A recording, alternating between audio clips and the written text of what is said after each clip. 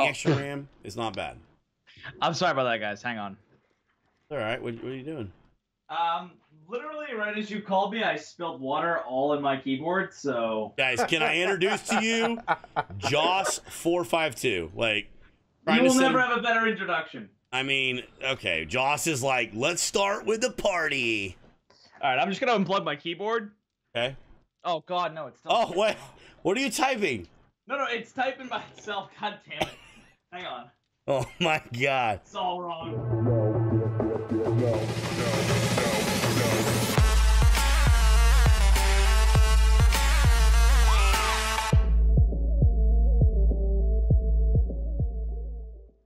Oh God. There's Joss. Hey guys. I was watching the stream, so I was a little behind. No, you're fine. Sorry it took so long. I rambled on. We were a little bit later tonight because we've been doing all our TwitchCon. Oh, Joss is in the middle of the screen too. I gotta change it. We've been doing all of our TwitchCon follow up this week. You know, like all the people we met there and the companies. Well, everybody's been like kind of getting back to us now, so it's like we've been really busy with like this email and this, and like yesterday we were talking to one of the head guys from Extra Life, and that was like 5 minutes before the stream started. So, you were asking for prices and such. I know that like what game? Like what game are you looking at? Let's see. Ping Perfect. Let's look it up. Game server. I want it. Let's see. Want it one for 7 days, for example. Order below. US from $1.14 per thing. Let's see. So I would want one a month price. You know, the minimum you can get is 12. That's it. Let's see.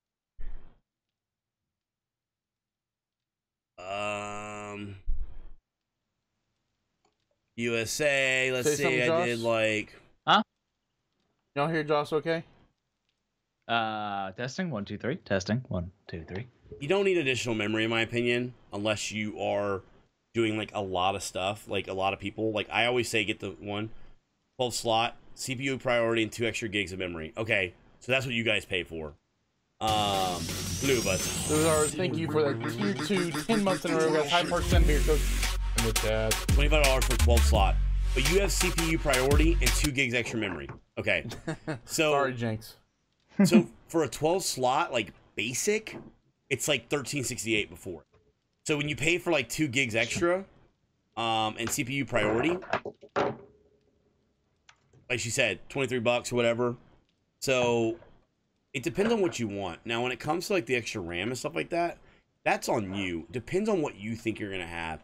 You get the server and you feel like it's not good, or you feel like it's sluggish, or you're running like, let's say, some mods. Okay, getting extra RAM is not bad. I'm sorry about that, guys. Hang on. All right, what are you doing?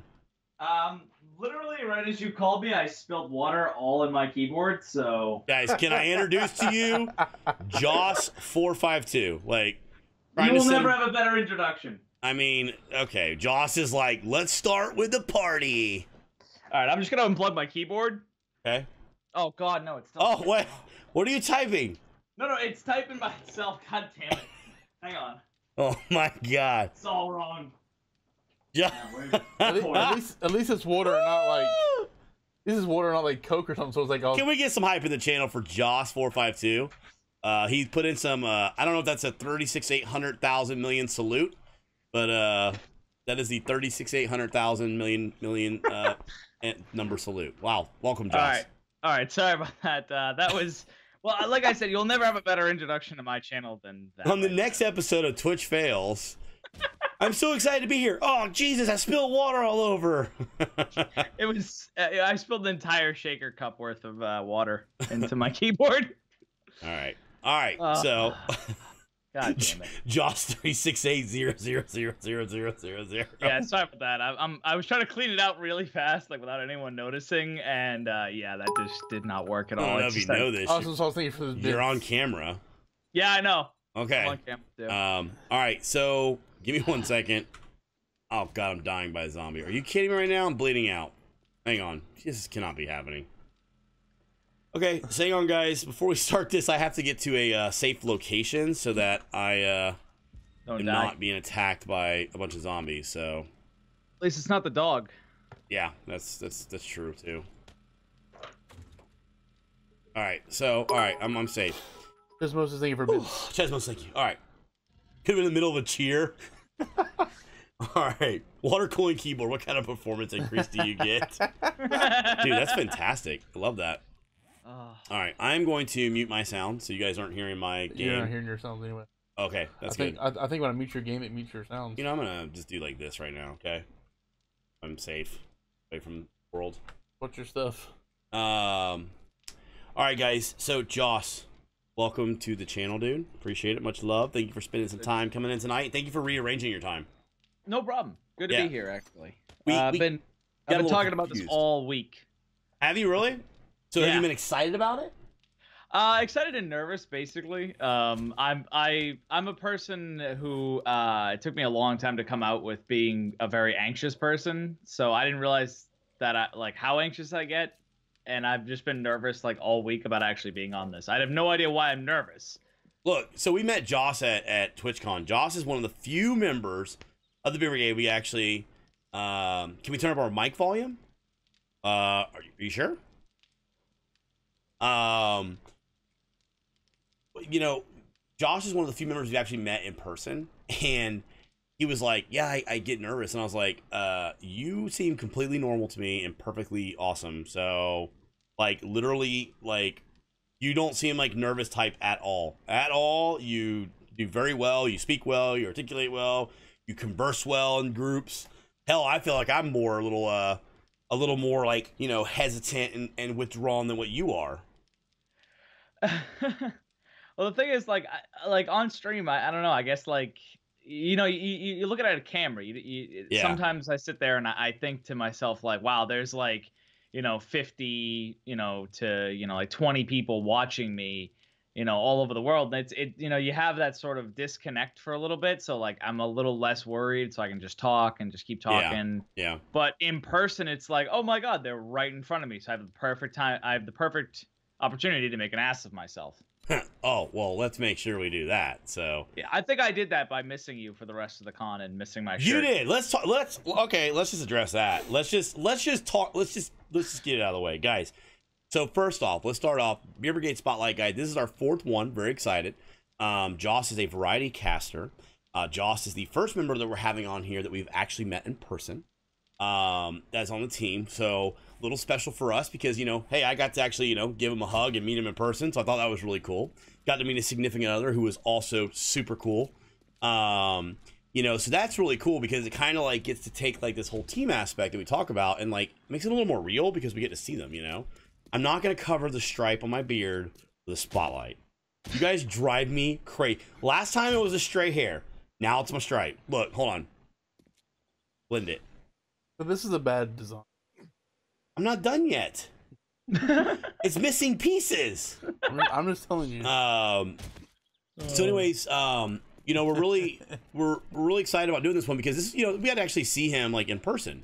That stripe is your signature. I'm Pepe Le Joe. So, he was a skunk. So Joss is a variety caster, and which is exciting because Boondaball was a variety caster. So for the first two spotlights, we had some 7 days casters, primarily 7 days, and then now we got a little bit more variety casters coming in that have played 7 days, and Josh has dabbled in 7 days, knows a lot about it. But let's just cut right to this one punch. So I usually ask, you know, where did your name come from? What got you started on streaming? We're going to get into all that. But we go to TwitchCon for the very first day. We're super excited because we brought these TwitchCon shirts. These Beer Brigade shirts to TwitchCon. Not only... Look, that shirt right there. In fact, Joss's was a little bit smaller by about 3X's. And, or 4 or 5X's. Or I don't 6, remember. Yeah. probably. But... Yeah, we I'm a small guy. We pick up our tickets. Hell, TwitchCon is not even technically started yet because it's Thursday. We go to TwitchCon. We go to get our tickets. Joss happens to be there, and he's like, "Oh my god!" We're like, "Oh my god!" And it's like, "Hey!" You know, we weren't really doing anything, so we were just kind of all hanging out. Like, I didn't know what we were supposed to do. Kind of gives you that whole like, "What do you do with your hands?" thing. Yep. And I'm like, dude, I'm so excited. You know, it's cool. Joss hung out with us for a little while. Then we went to do like this for the partner merchandise line, so we went to go get that knocked out. So we didn't see Josh. We said, we'll see you rest of the con, right? We'll catch up tomorrow and all that kind of stuff. Josh's like, yeah, man, let's, I want to hang out and do it together. I was like, yeah. So I kind of feel now that he just blew us off. Yeah, after meeting us. I think he ignored us on purpose. No, it's not that at all. I swear to you, I saw you guys, and then after you guys left to go to the partner merch, I saw a couple other streamers that I follow and that I've been talking to. And legit, from Thursday to Sunday, I never saw anybody again. I didn't see you guys. I didn't see any of them. Did you wake up in Long Beach in the slums? I mean, come on. It's 700 pounds of fat bearded guy. How do you miss us? I couldn't find anyone. The only person that I could consistently Not to mention, find... we had Mackie and Red Overdose with us. I didn't see... I saw Deadhead Ed literally right after I saw you guys, and then I never saw him for the rest of the con. I never saw I didn't see anyone after I saw you guys on Thursday. You remember I saw excuses, White. You remember the cool shirts we brought? Look, let me show you. Dude. Look at this shirt. See this cool shirt? So we brought it to California and brought it back and had to mail it to him. Joss's shirt has the most miles on it already. I will let you know, Joss, I wore your shirt around my waist without any pants on. What the hell? Bagpipes. Bagpipes? Random bagpipes? Random bagpipes in the conversation. Thanks, Nismo. No, it was good, man. I was a little upset that we didn't get to actually see Joss again because we only saw him the first day. And the first day was kind of like a whirlwind for us, Like, let me ask you I didn't really want to see you guys again. It's just like I tried meeting up and getting together with so many people, and honestly, I think this con. I went to last year's con, and honestly, I think this one was a lot more disorganized than the prior con I went to. Everybody raved about San Diego. Oh my god! Hold on a second. We have a bunch of immature viewers. Hang on. Are you done, children? I see CB. What's going on, CB? Is there any other children in the channel that would like to do their legendary beard at this moment? Thank God Malgus is out somewhere drinking. Yeah, here we go. Hello. Okay, all right. Ring, ring. The audio commands. Yes. Ring, Yeah, it's great every time I make an announcement in my channel. All of my people that have them literally just spam them one after the other, so I don't get to talk for like a solid 3 minutes. I'm like, all right, sweet. Our viewers, I know you can relate to this. They know how to roast the streamers, don't they? Right? Oh, God, yeah. They know how to get you. Like, you are invulnerable. I'm afraid sometimes when I meet some of you guys in public, I'm like, all right, I feel like you're going to take advantage of me because you do it nightly on streams. So anyways, so let me ask you this. So I got so many questions, man. All right. Take your time. I got all night. Let's start with the basic stuff. Okay, let's do the basic stuff, guys. Let's talk. I am disappointed in Jank. I am disappointed in Jank. Come on. You should expect.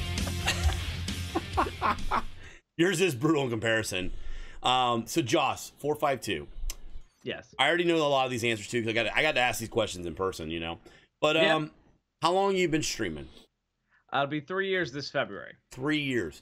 So I think it's safe to. Just stop your crying. It's not a sad moment for Joss, guys. Not a sad moment for Joss. This is a very happy moment. I think that 3 years definitely puts you in what we would categorize as veteran status. I guess, yeah. ACB. I would say that it's definitely veteran status. You've been around a long time, right? I mean, 3 years is a long time to be around the platform. You've seen a lot of stuff.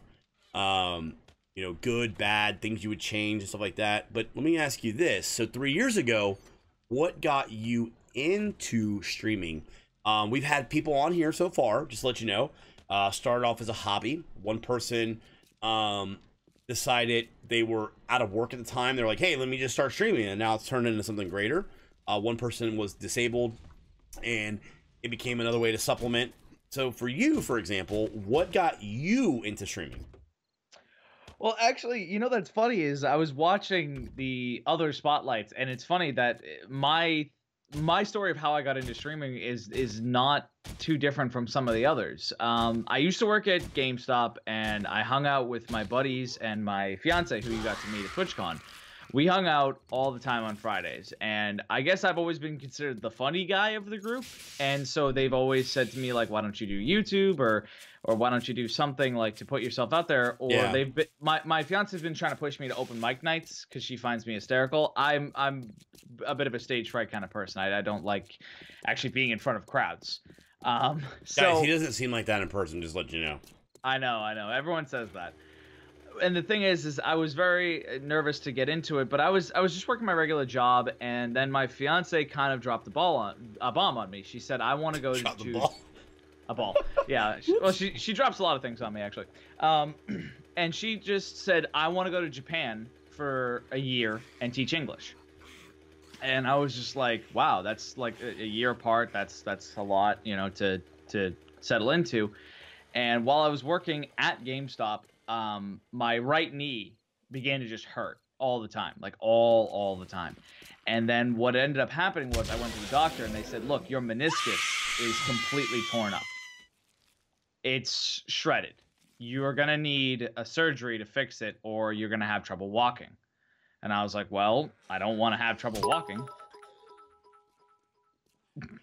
Sorry. They just scared us. No problem. And I was just like, you know, they said, you're not going to be able to walk right for a couple months. Yeah. So, you know, let people know. And I went to my employer and I said, "Hey, listen, I need time off." And I applied for medical leave and everything else. And rather than giving me the medical leave, my employer actually fired me. He fired me on the spot while I had the medical documents in my hand. He said, "I can't have someone on my employee list who's not going to be working for 3 months. You're fired." Thank you for the bits. So that's kind of crappy. Like, I mean, is there any recourse from that? Like, or I mean, obviously now it's been a while, right? Like, but like, yeah. Initially, did you think about recourse for that? That seems, I don't run. Way to go, GameStop. All right, everybody in this channel petition GameStop right now. That's really crappy, dude. Yeah. So the thing was, I thought like, hey, like I can contact the Better Business Bureau, and I can do something about it later. Right now, I want to focus on getting better. I want to focus on being better. And that was my big concern. So what happened was I actually found out that a little after my surgery that my fiance was leaving. And so I was just like, oh wow, like I'm gonna be, you know, bedridden, and I've got no one to spend time with. And so what ended up happening was she surprised me with a PlayStation 4, and she said, like, look, this has a built-in capture card.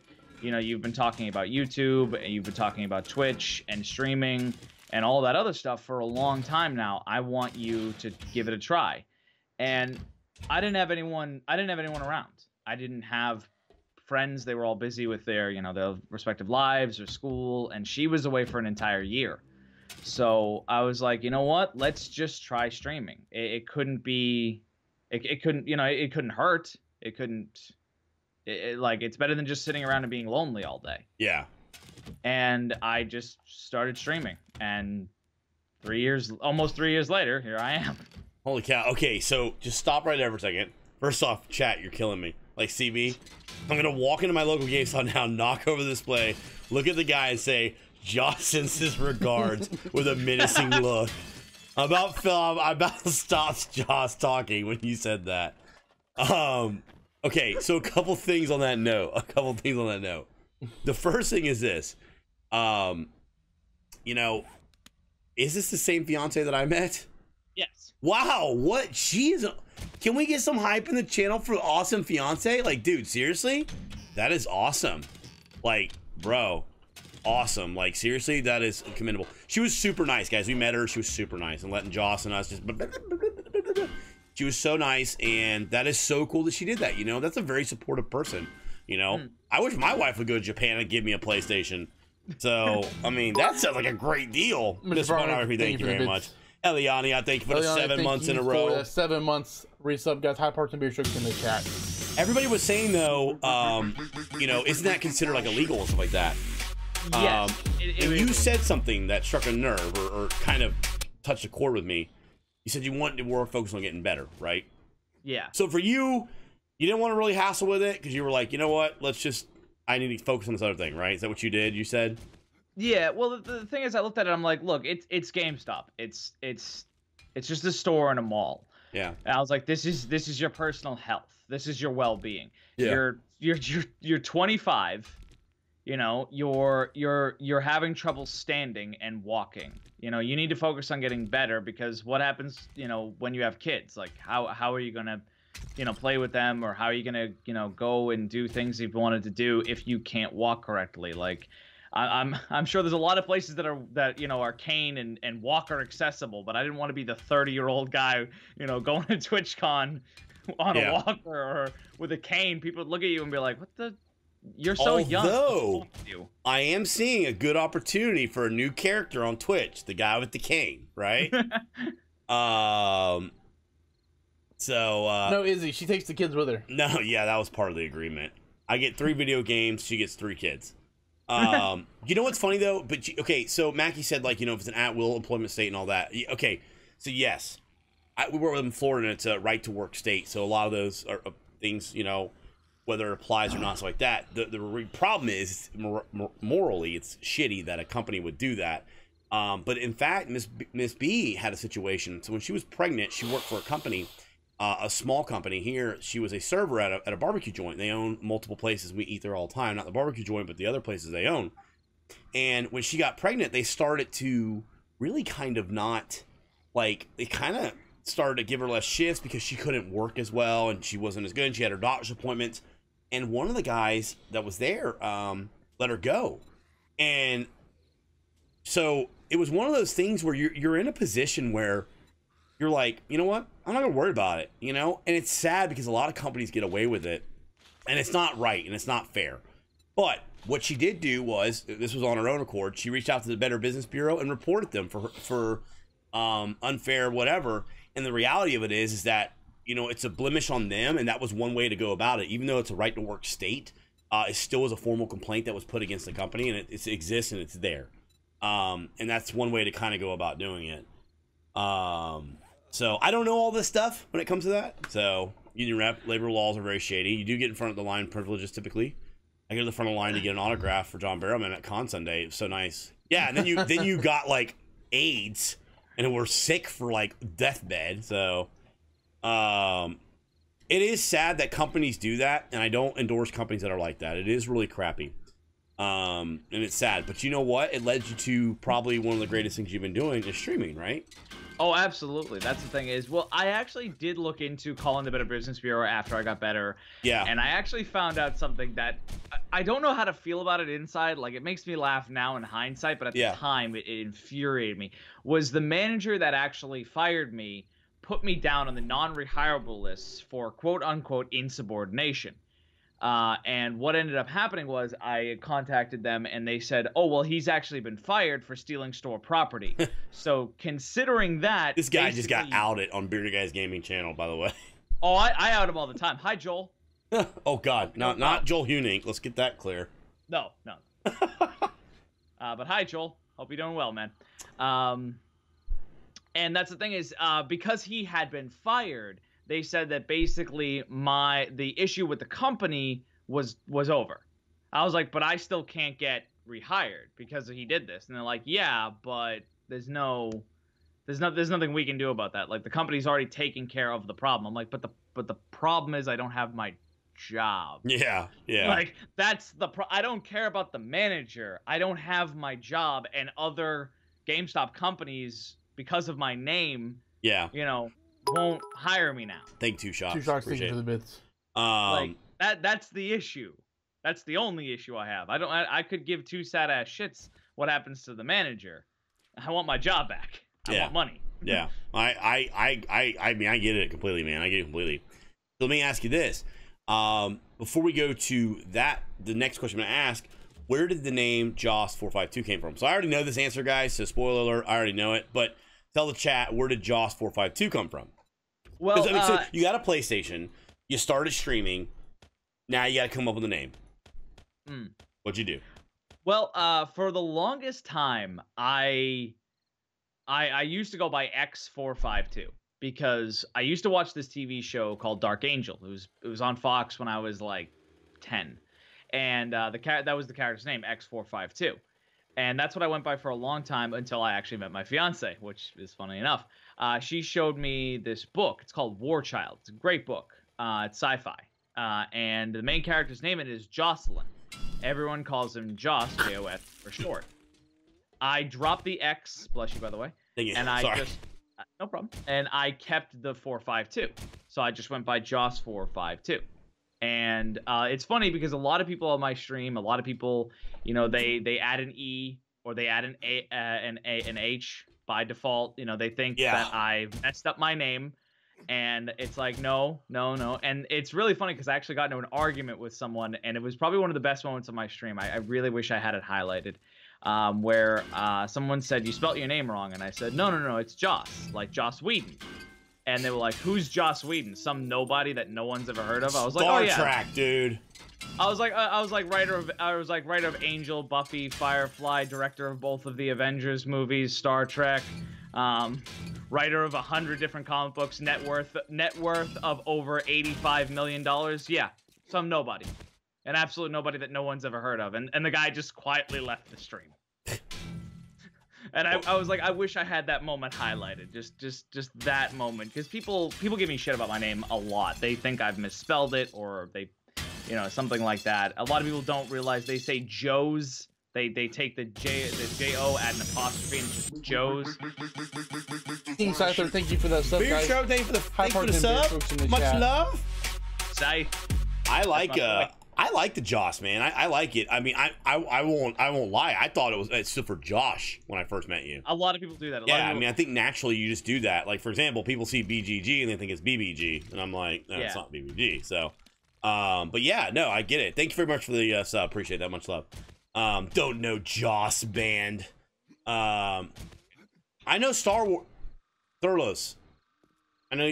I know Star Wars. This guy does not watch Star Wars. Joe watches Star Wars. I love Star Wars. Matt does not watch Star Wars. I love so.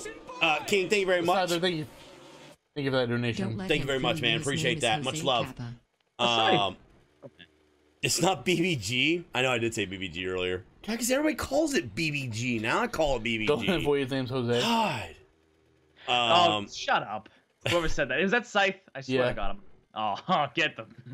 Don't tell him, fool, your name is Jose. So, do you speak Spanish, Jose? No. Should I call you Jose the rest of the thing? No, please don't. Now, there has been something that you've been saying a couple times here. Fiance. How long have you been engaged? Oh wait, if there's anything private you don't want to talk about, just tell me too. Sorry, put that out. Trust me, if there is, I'll let you know. About a year. We really don't have money for a lot of stuff. Money's been tight for. My wife and I did a shotgun wedding. We went to the place. I don't even know who the guy was that was in the room with us when he was a witness, and that's how we got married, man. So it wasn't even me. I mean, look, she bought you a PlayStation. She's been in Japan. She endorses you streaming. She goes to TwitchCon. I mean, I would just take her to the courthouse and be like, let's do this. So, sounds like you had a really good catch there, man. Sounds like you had a really good catch. We've been wanting to do that, but it's just like a whole bunch of like stuff with credit and other things like that. No, I feel you, man. I understand. It's that real world crap, you know? Like, ugh. Yeah. Ugh. So anyways, okay. So, Joss came from that way, guys. Just to let you know, he does intend his name to be JOS452. So, quit telling him it doesn't, all right? Now... He's You've been doing this 3 years. 452. 3 years. About 3. Yeah, almost 3. That being said, you've been around for a while. When you started streaming on like the PlayStation, it was like a thing for you to do, right? And then you think about where you're at now. Are you where you want to be, or is there a goal, like an end goal for you? Is there a vision that you have? Do you even use goals? Because we found out with our last stream that Undaba doesn't really like go by goals, you know what I mean? So to that point, what is Joss's feelings about where he wants to be or where he wants to go with his stream after been doing it for a little while? after a while, like it started off as kind of a way of not being lonely, because Yeah. I'm one of those people that I'm like really like I don't like to be alone. I don't like to not have something going on around me or talking to someone or something like that. So it was just that after a while, and then like people really started getting behind the stream and everything else. And you know, like my fiance, she was super supportive. You know, she goes, you should push for more. I do want to be partnered. I mean, I know that a lot of people do that. I mean, any streamer on Twitch will probably say they want to be partnered, but I mean, I'd like to be partnered in order to do something similar to what you guys do. It's one of the reasons why I joined your Beard Brigade and why I've been a part of this community, is the fact that I want to bring exposure to more people, because I have friends who started off with me streaming. I was part of an Extra Life last year with a bunch of people. And as of today, I am now the only member of that team that is still streaming. Wow. They've either all given up or have had life take their stream away from them. So they have, you know, just effectively they're gone. And I that's why I don't do a lot of dual streams, is because they're gone, and I don't know how to ask other people for dual streams. I'm super nervous about talking to people because I don't want to look like I'm bothering, or I'm that type of person that's trying to leech. I get it. I mean, just to let you know, there's a Beer Brigade team if you're interested. Just saying, just putting that out there. No, I mean, I've been wanting to ask you. My whole stream has been yelling at me. Trust me. You don't have to join it. I'm just throwing it out there. I know. People have been saying, like, why don't you ask the Beer guys for like a dual stream? Why don't you, join their 7 Days to Die server and play with them and, be on their stream and whatnot? I'm like, because I don't want to bother them. And they're like, you're not bothering them. I'm like, I'm bothering them. Trust me, I'm bothering them. No, you're not. I mean, I know I'm not. So but let's talk about a couple things. Like I said, we have an extra live stream team that we have, so you are welcome to join that. We are encouraging people to join that. But let me say something about the people kind of coming and going. What are you doing? Hold on a second. What's going on? Well, we're talking with Joss. You see Joss on the camera over there? Say hey. Hi. Say how are you, Joss? How are you, Joss? He likes to be called Jose too. Say hi, Jose. No, I don't. Hi, Jose. Tell him you're wearing a TwitchCon shirt. A TwitchCon shirt. And listen, tell the chat. Listen, real quick. I don't mean to interrupt the thing here, but let me show you something. So today he was playing 7 Days to Die on Xbox, and who killed you? Big Fat Judy. Big Fat Judy killed him. We were walking to the bus stop, and he goes, I said, what were you doing? He goes, you got me a shoot gun. I said, yeah. He goes, I was trying to get an animal. I said, yeah. He goes, yeah. He goes, Big Fat Judy killed me. I said, Big Booty Judy killed you?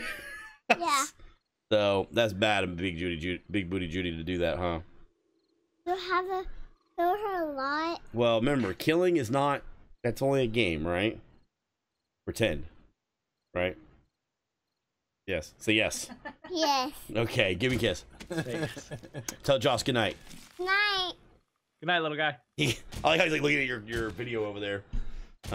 He's wearing his TwitchCon shirt. It's a little big for him, but I wanted to get him one. What, baby? Oh. So you said something about a lot of the people in your team that you first started streaming with have kind of faded away. And it's funny, we get a lot of people that come on our channel and they're like, hey, I love streaming. You guys are great. Or this is so cool. I really want to start streaming. And now that Matt and I've gotten a little bit under our belt some time, and it's sad. We do see a lot of people come and go. And you said it a good way. Some have given up, and some have, life has taken away their stream. I think a lot of time, it's easy to think that a lot of people just kind of quit doing their channel because they're like, well, I'm not getting anywhere, and I just stop, because it is a grind.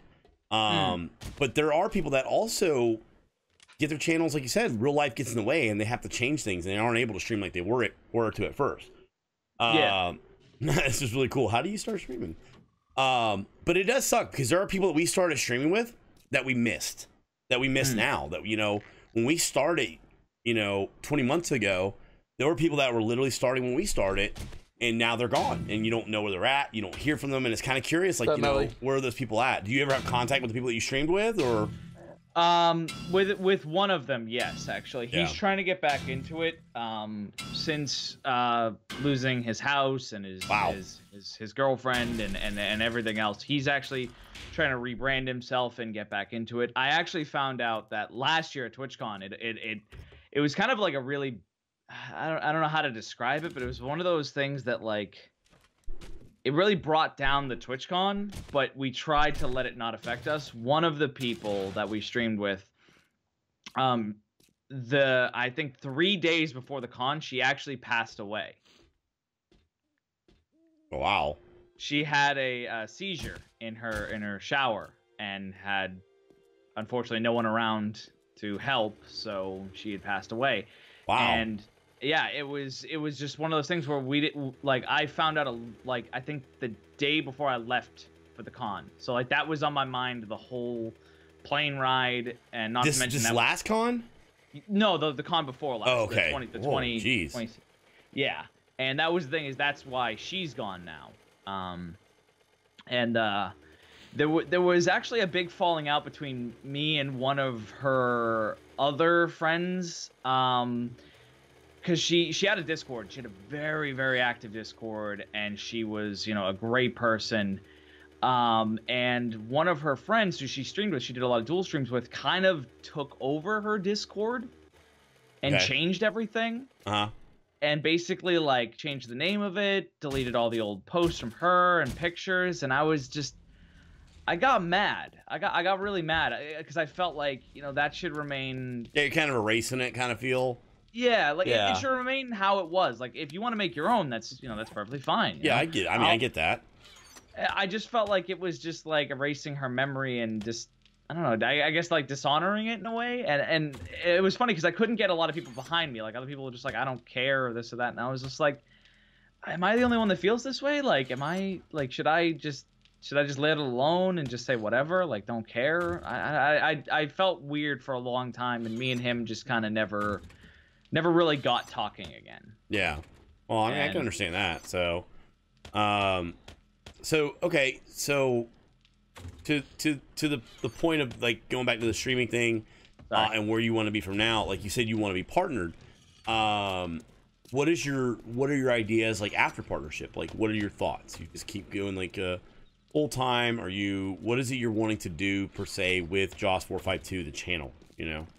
Well, the thing is, I want to end up growing it to the point where I could help out smaller streamers, because I've been in a lot of streams and I've seen a lot of people that get started, and they have, you know, what I've seen in a lot of other channels. Like they have the drive, they have the energy, and they have the, you know, just that magnitude that I absolutely love hanging around with, and I love actually chatting with.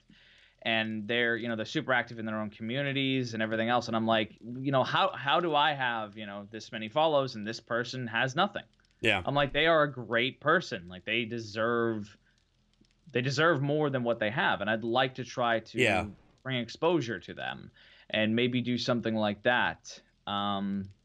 That's my goal as of right now. I've been trying to get more goal oriented, because I was too goal oriented in the past, and that's what kind of hurt my channel. Yeah. Is I was way too focused on like, all right, next follower milestone, next follower milestone, next follower milestone. You know, let's go. And I was way just too focused. I needed to take a step back and say, like, you know what, this was about building a community. Yeah. You've pushed it too much on growing and getting there fast. Let's take a step back and let's build a community. Let's build people we know and people we talk to. Yeah. People we get along with. Let's do that first, and then we'll worry about growth. I mean, I think that's very commendable. I think it's a great way to look at it. We were talking to Boondoggle last week, who had like a little variant opinion when it came to like per se goals, and he'll probably kill me and be like, that's not what I meant by that. But I was like, you know, Matt and I are very goal oriented, very task oriented. We run Bearded Guys Gaming outside of the stream, more like a business. You know, we try to have like, you know, a business model and a plan of how we want to do it. We do that just for like the stability of it, for the long-term type thing. We want to make sure that we have like a foundation in place. Like, for example, you always hear people say like, you know, you can't help others if you don't help yourself first, right? So if you're not confident in yourself, you're not confident in who you are as a person, how can you go out there and give everybody else advice on things, right? And that's the way we try to approach our stream that way, where we're like, you know, if our stream isn't stable from inside, you know, how we approach things and how we do things, how can we give out a good quality product outside of it? Now, with that being said, when I said last week, I want to make sure it's very clear. It's all about community. That's what this platform is about. It's not about the games. It's honestly about meeting people that have a lot of times similar interest. People looking to get away from things. People looking to be involved in something. Have a place and a part in an area and a type of thing of the things that like they said they have like in common. And that's what we try. That's what we're trying to cultivate. We just try to make sure we have a sturdy foundation. So we do that with the goals, but man, I definitely can see what you're talking about. There are people that like get too focused on the number or moving forward. And a lot of people do exactly what you said. They rush, right? And I think it's not so much in your mind that you're rushing, just that you know the amount of work that goes into this, right? The back end, you know, having panels taken care of and the social media, getting to know people and reaching out. People will not focus on the people. Yeah, that's right. That's true. It is true. Games will always be available. People will not focus on the people. It's very distracting. You guys are killing me with the gray stripe in my beard. I keep laughing at it in my head. Literally hate you guys right now. I love your gray stripe. I don't understand why tonight it's the gray stripe. Last spotlight, it was a hair that was sticking down. Now it's a stripe in my beard, apparently. So anyways, that being said, you've been doing this for a little while. So the goal is, I commend you. It's very admirable. You want to help other streamers and smaller streamers grow with your channel. I think it's important, though, at the same time, you got to focus on your channel, right? Like, that's the thing is that's why I want to get to that goal and then, you know, then help. Because me and my fiance, we have a belief: fix your own house before you start building ones for other people. You know what I mean? Get your own stuff in order, because if you don't have your stuff in order, like you said, how the hell are you going to help anyone else? Like, you're going to sit there and give people advice when, you know, your life is falling apart around you. Like, why would I listen to you? Yeah. Okay, so let me ask you this. So you've been doing it? I'm gonna keep saying 3 years because you're like coming up on 3 years or whatever. Yeah, it's February. It's like 4 months. So you've been through a lot and a lot of changes. You've seen in fact, the platform has changed a tremendous amount, like a tremendous amount.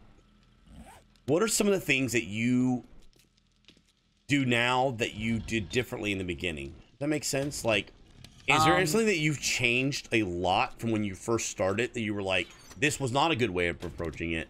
Like, it's like kind of like a tip, you know? Well, that's the thing is I went from like casual, let's have fun with this and let's do something fun, to like, you know what, I want to be, you know, a partner streamer. I want to go, let's rush. And then like, you know, I became way too goal oriented, and now I'm more of a person who just, you know, builds community. Like my biggest thing is building up my Discord community and talking to everyone and everything else. Like trying to make sure I have time to reach out to everyone and make sure that they're like all of their concerns are met. Even sometimes just privately chatting with them on my phone while I'm watching a movie or on the bus going somewhere or even at work. You know, I sit on Discord and I talk with people. You know, and if they have a problem or they have a question, I try to help out, because I did originally actually want to be a therapist when I was in high school. I actually went to college for a few years for it. That's cool. Books were expensive. So that being said, all right. So somebody asked in the channel, Soulmeister said, any tips for someone starting out with not much, such as a PS4 and earbud mic? Because that's what you started, right? You started with the PS4 and stuff like that. Now you are obviously on to PC gaming and stuff like that. So what is your advice? You know, I am kind of big. I've always been big on this. I get a lot of people that say, you know, like, oh, I don't have an opportunity if I'm only on a console. And then I'm like, I know people that are very successful on nothing but console, right? Yep. I always say embrace what you do. Okay. What is your advice on that? You know, do you think it's tolerable? Do you think it's, you know, something you can do? Do you suggest it? You move to PC, that kind of stuff. I always say keep in mind your growth is going to come eventually. I've always tried to say this to one thing, and I've used it for my platform, because a lot of people say, you know, you have a lot of followers, you have a lot of people, you know, you talk to everyone, you know, like I streamed for a day and I didn't get a single person. The first week that I streamed on console, I didn't see a soul. No one was in my room, not a person. No one chatted, nothing. I talked to myself, and I yelled at the game. That was what I did for a week, and then I got one person. A week later, I got one more. And then eventually it just grew and grew and grew. My advice would be to if you don't have patience, learn it. Yeah. If you have patience, keep it. That is true. Patience is the #1 key, because people, you know, they sit there and they're like, well, how come this guy has, you know, 400 people in his room? It's like, because he has 27,000 followers. You know, he's been doing it for 4 years. And it's like, well, I'm just as good as him. Why? Why are you just as good as him? Show people that you are by continuing to do what you do, by continuing to be you. Yeah. Don't sit there and say that you're good at something. Show people, because a lot of people can say something. It takes a lot more for someone to sit down and show you that they're good at something. I agree with you completely on that. We talk about that almost every Beer Brigade Spotlight. I'm very big on, you know, I think people put a lot of pressure on themselves, and they constantly try to measure themselves against other people. They'll be like, you know, well, they're doing well, and it's human nature to be jealous of other channels or other people, I guess, other people's success at times. Very easy to do that, I think, as humans. It's a natural thing for us to do. You see someone with something and you're like, well, why are they doing it? Or I'm just as good, you know, which it's good to have that self-confidence, you know. Yeah. It's good to have that confidence about yourself. But you also have to remember, I think people try to mimic other people. And then instead of mimicking other people, you need to find what works for them. Look at what they're doing. Find what makes them special, and then find what makes you special. And you can take things that they're doing and make it your own, but that's the way you have to kind of approach it. And I can't say that enough. Like, a lot of people measure themselves to other people, and it's just not the same. We have people that come in and go, you guys got partnered after 6 months. They're like, wow, that's fast. And I always have to say this afterwards. We're dual cast streamers that don't offer something that a lot of other people, we offer something that a lot of people can't You have offer. a niche. Yeah, exactly. There's a niche there. Like, you can't say, you can't, like, let's say you and I started at the same time, and Matt and I got partnered, and you weren't partnered yet. You can't go, well, how did Joe and Matt get partnered? Well, the problem is, it's a completely different type of thing. Just because it may be the same game or whatever, it's a completely different element being done. Yes. So, hold on real quick. Frank the Ghoul said, what are good times to stream? I'd be streaming overnight. Now, I have kids, but I'm looking for a team. So, real quick on that answer. It's not about good times to play. Twitch is 24-hour platform across the world. There are always viewers. Always. That's actually something I can kind of comment on. Okay, go ahead. I tried in the past to do my fiance goes to bed really early. She clocks out probably about 11, and I'm usually up till, I'm sorry, did you say 4 or 5 in the morning. 11 in the morning when she clocks out, or 11 at night? That's not early, son. 11 at night. 11 at night. Every night at 11 at night, her head hits the pillow and she's unconscious. Yeah. Me, I'm 4 a.m. is about when I go to bed. Yeah. And the thing is one of the things is there's no right time, because I have a friend who streams for my time midnight to 4 a.m. and he gets a lot of people. I tried streaming at the exact same time and I got nobody, because my usual people were used to an earlier time. And that's what I built up. I built up that time. You can build up any time you want to. He's tried streaming earlier and his people aren't on because they're not ready for him. You can build up any time, and it is good to change, but you have to reach out to your community and say, hey guys, you know, I'm gonna be on late. If you're up late, or, you know, if it's, you know, I don't know, 11 a.m. for you in Australia right now, you know, then, you know, you can watch me later if you got time. You can build an audience at any time on this platform. Anytime you want to, any day of the week. I don't know if CB's still on the channel, but CB was in here earlier, and I know for a fact that CB, for example, has got a little different time slot than he used to. And he's been doing a stream during his normal time slot sometimes and doing a stream in the late time slots. Fortunately, I can't watch him as much as I used to because of that. But honestly, it was the same type of thing. He had to literally, oh, you're in Florida Homestead. Oh, we're in Tampa, man. Talking about the time frames. Like, you went to a different time slot. And that was one of the things. He already had a community at a one-time slot. And you have to remember that you got to be careful with the abandonment of the old community and going to a different time slot. But you can build a community up in every time slot. It's a 24-hour platform that always, you know, has people watching it. Unfortunately, the thing that really affects this platform pretty heavily are really the games and the games and the content being produced by the game developers. So let me give you an example. When 7 Days came out in June, you know, we could have 1,500, 700 people, 900 people on the channel.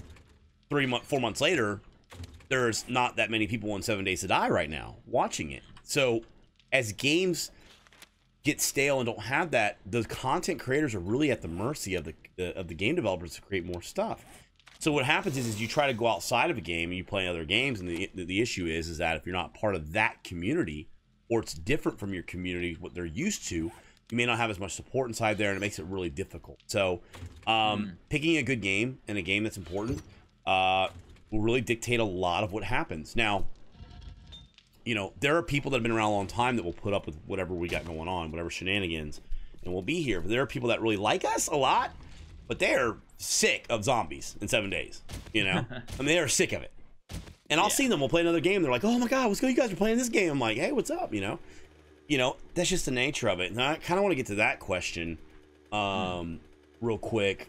On that note, hold on. And Soulmeister, I'll answer your question. I'll have me and Josh, and we'll tackle your question in a little bit, okay? I promise, about being the quiet person, so we'll remember that.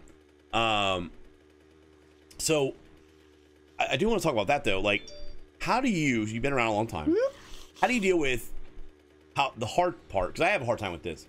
The people that love you, I love Joss, I will be here forever for Joss, and then like 6 months later you never see him again. They gone. Or the people that are really active in your chat and then they're gone after a couple weeks, and that happens as a caster. Whoa. Because you kind of start developing like this. Did I do something wrong? There's a party. Am I doing something different they don't like? What happened? I haven't seen that person in a while. It's hard because you have all these emotions you go through. What are your feelings? You know, how do you deal with that? Not well. Hey, Packer. Yeah,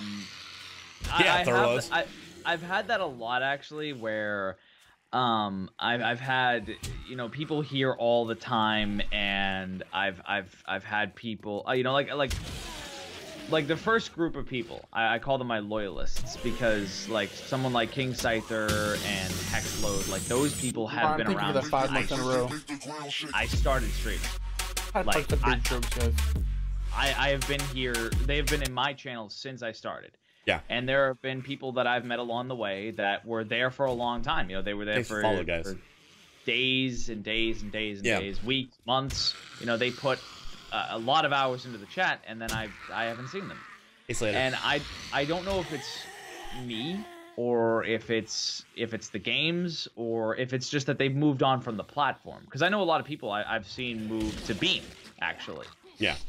A lot of people have done that, and they have, you know, they've chosen another platform, or they've gone to streaming on YouTube or things of that nature. So I always kind of look at it like, is it something I did? Yeah. Or is it something I could improve on? To some people, like, today I streamed Dark Souls. And there were a bunch of people in my Discord that said, hey, I know nothing about that game. That's not my cup of tea. I'm going to skip the stream. And I always say the same thing. No problem. Watch when you want, when you can, if you want. So, and the thing is, go ahead. Dealing with shifting people are always going to shift. And I've tried to make this evident since, you know, this has happened with a few of my even loyalists, is people are going to find new streams. When I host and raid new people, people find new homes. Yep. Every stream is a home for somebody. Yours might not be a home for everyone. You'll have to deal with people going to another platform and seeing them in another stream and seeing them as like a mod or a sub for 6 months. Yeah. Whereas in your stream, they show up for maybe 10 minutes, they say hi, and then they say bye. And I've tried to explain to people, like, look, people are going to find a home somewhere. If they find it with you, make sure it's a welcoming home. Don't sit there and be like, well, you know, you're disloyal and you left for this person, and all of a sudden now you're back and now you want to be supportive. Like, don't be like that. I've tried that as hard as I can to say that that's not a good way to present yourself. people will, if people want a home with you, make sure it's a welcoming home. Don't be an asshole about it. Throwless's busting your chops. So is he? I was buzzing Throwless's chops earlier. So let me kind of give like my experience now, or where we're at now, or my feelings on this, or if anybody else has that feelings.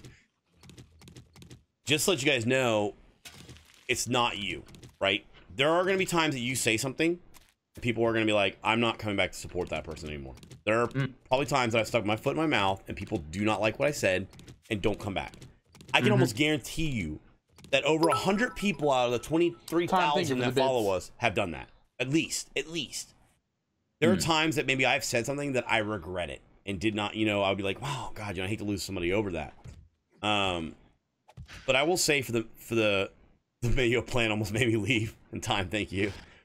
But when it comes to the general topic that I'm talking about here is most of the time it is not you, right? That is just the nature of what this platform is. You know, people come and they go, they come and they go, they come and they go. And like you said, like Josh said, you know, they're going to find other places. They're going to find places they enjoy to watch and all that kind of stuff. You know, I think sometimes it's easy to get hard on yourself. And this is one of the benefits that Matt and I have, of being dual cast streamers, because ask Matt, man, I'll get off a stream and I'm like, you know, I said this and I feel like I look like an asshole when I said this, man. I feel bad about it. And Matt's like, no, it's all right, man. You're okay. There are a lot of times that I beat myself up over it.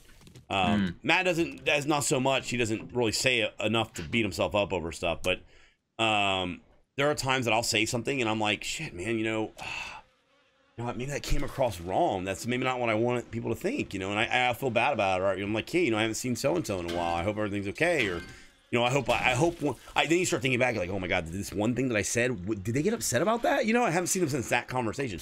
We think about that as casters, right? As casters, we take that to heart.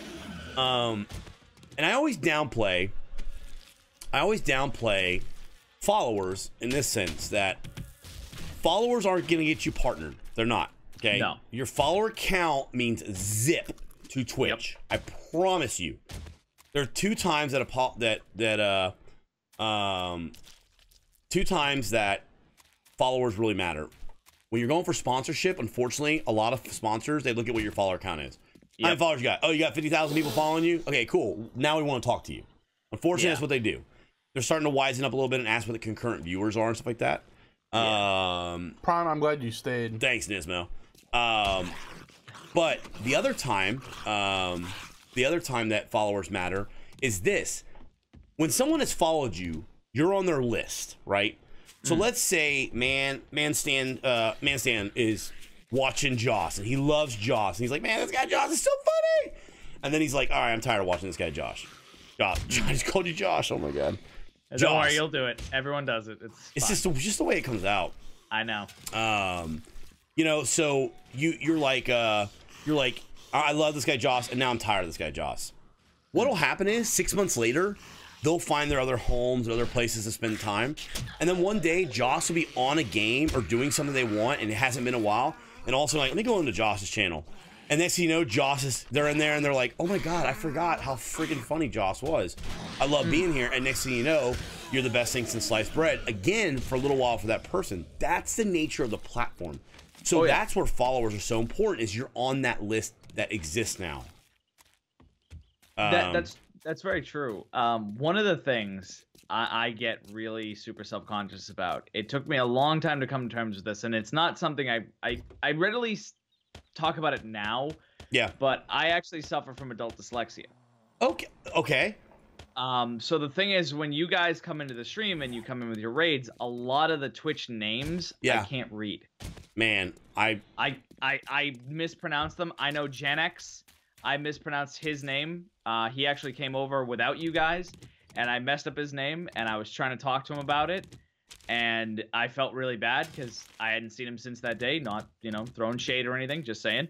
And I get that a lot. I'm like, oh fuck, I fucked up their name. I keep thinking, I'll spend the whole stream. You know, Soulmeister or King Scyther can attest to this. I will come back to a name that I fucked up and then realize how to pronounce it or how to read it, and I'll be like, oh, that's it. And I'll try to talk to them, and they're not there. And I'm like, did they just go because, you know, it's been 3 hours, or did they go because I can't pronounce their name? Yeah. I did not admit this on my stream for about 2 years. My fiance made me go and see someone about it because she realized that I was reading stuff wrong, I was spelling stuff out of place, and she's like, look, you know, I'm concerned, like there's something wrong. Yeah. And then I was just like, you know what? Funkenstein Monster's not upset at you. I was like, I've got to tell the stream, because here's the thing: is if I tell them, at least they understand why I'm doing it. Yeah. And that's the problem.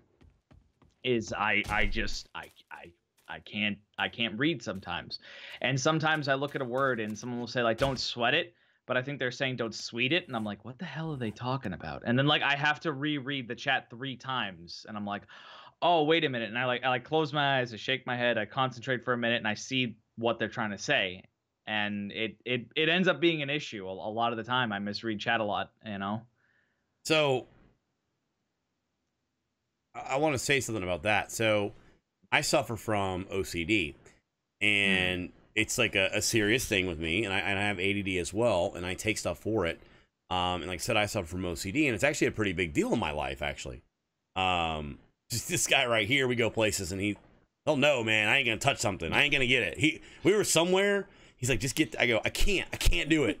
He's like, just get. I go, I can't do it. I was like, I cannot do it. He was like, all right. He went and did it. You know, he started making conversations. Is how I am. You know, there are things about me that make me different as a person, right? But we're all different. And you are doing something that, you know, like dyslexia, for example, would create a challenge, right? Because of the fact that there is chat and there's talking with it. But let me tell you something, man. You know, I commend you on being open about that and out about that. I think that's important, right? Because what happens is in Twitch, a lot of us are behind camera or behind screens, and we're watching and we're talking and chatting, and there's internet tough guys out there and stuff like that.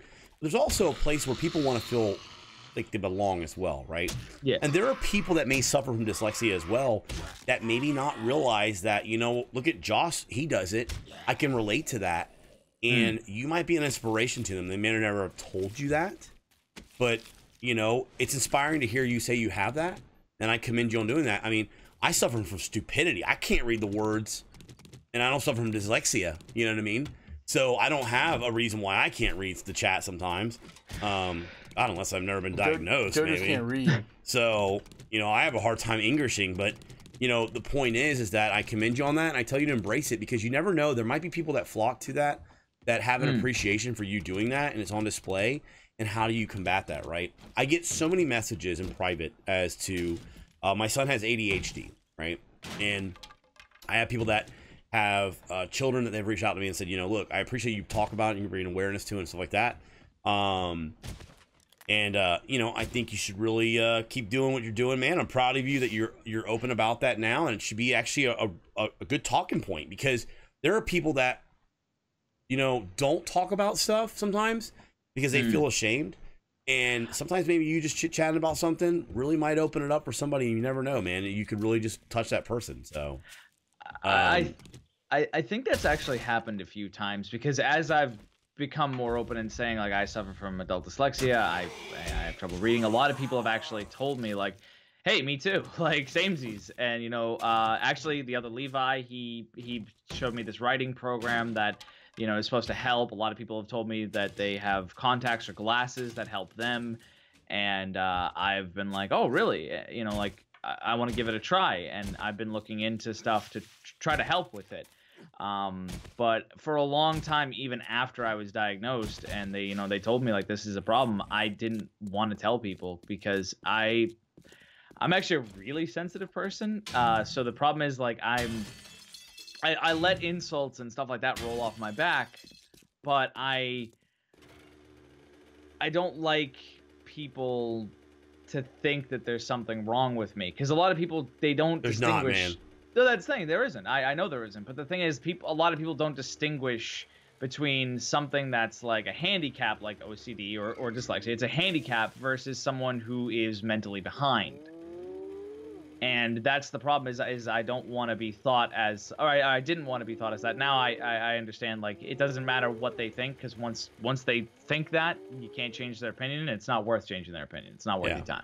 You might as well you might as well teach a goldfish how to roll over. Like, it's not worth your time. Can you do that? Well, that's the best thing about Twitch and stuff like that. When you go talk about trolls and stuff like that, just remove those people from your life, right? You have the ability to do that, and it's just not worth it, you know.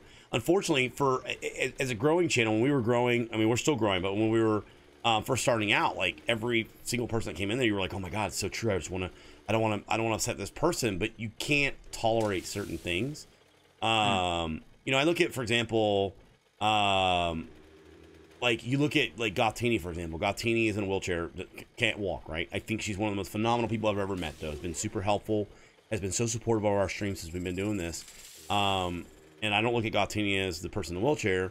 We crack jokes and stuff like that, because she cracks jokes and I crack jokes too, but she's Gothini. You know, when it comes to what's normal, you know, or I have something wrong with me, we all have something wrong with us, okay? It just depends on who's looking at it, how they look at it. There are no pure races, perfect people, perfect whatever, mental, physical things. Everybody's got some kind of, you know, hitching their giddy up somehow. It's just us being humans. And, you know, like I said, I commend you to... I'll give you an example. It's like last week we were having Boomdaba. And Boomdaba is a youth pastor. I had no clue, right? So, like, now I'm a little more cognizant of trying to, you know, not use a lot of bad words in front of him. And, you know, so it gives us an opportunity for me to look at Boomdaba and say, you know, there are people that I've come across that looking for clean streams, that like streams that are like that. I can easily point them in that direction. Somebody may come in here and say, you know, yeah, I'm talking about my anxiety. And someone goes, I suffer from dyslexia. I go, you know, you should go visit. It's Jos452. You know, he can talk to you about that. And that feels good. You know, people like that. So, I had a hard time really starting to stream. The best part about streaming is you get to do you, right? It's your channel, your decisions. You run it how you want to run it. And you can easily, you know, in real life, you're going to come across assholes and people that you can't just go poof and ban them, you know? But you have the ability as a caster to do that in your own channel and ban them out of here. So that's one other advice I give to people, especially people who are, you know, anxious or anything like that, is when you stream, try to have some thick skin, or at least try to develop it. Yeah. Because I think I've had every insult that I received in high school thrown at me again, on streaming. And I've tried not to let most of them bother me. The only time I actually lost my stuff at a troll was one person came in, and I was talking to, you know, my loyalists, and I was saying, like, hey, you know, my fiance will be back. How do you guys feel about, like, a weekend stream where me and her do Don't Starve together, and we try not to kill each other? And someone said, like, oh, you have a wife? And I was like, yeah. And he said, well, I'm going to sexually assault your wife. He used a broader term. Yeah. And he goes, in front of you while on your stream. And I remember just seething. I remember I was just like, I felt like I was frozen in that moment, because I was like, I can't react, because if I react, you lose. But I can't just ban him because I'm so angry right now. And I was just like, what? Like, I in that moment, I was like, I have no idea what the right thing to do is. Banning him would be the right thing, but it's not enough for me. And it's like, so you just have to let that slide. My advice on that is you ban it, move on, and don't even think twice about it. You know this is going to exist, right? It's true. You just got to let it go. People come in and say that I have a daughter and I have 2 sons. And people are going to come in and say things that are just terrible. And, you know, it's literally words on a screen for me. So it's easy as they come in and say it. It's very easy to get them to go. Luckily, we have a really good community where, god dang, a lot of times the community will chew you up and spit you out before I even have a chance to get to address the person. That's what my community actually did. They jumped down his throat before I had a chance to. So I was sitting there, like, trying to. I think they could see it in my face, like, You know, that shift from just having fun, like trying to get some trophies and having a good time, to Joss looks pissed, like, because they can tell when I'm tired or sad or upset just by looking at me. They're like, you look exhausted. Your emotions come across, guys, on streaming. Just they just let you know. At me, and they were like, you look like haggard today.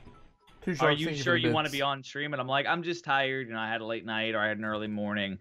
But like, they could tell that I got so angry that I couldn't speak. And normally speaking for me is natural. Like, I never stop talking. Oh, I know. I met you in person. I know. I met you. I met you, man.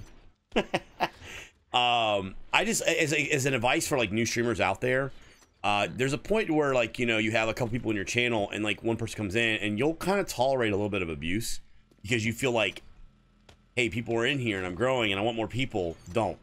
No.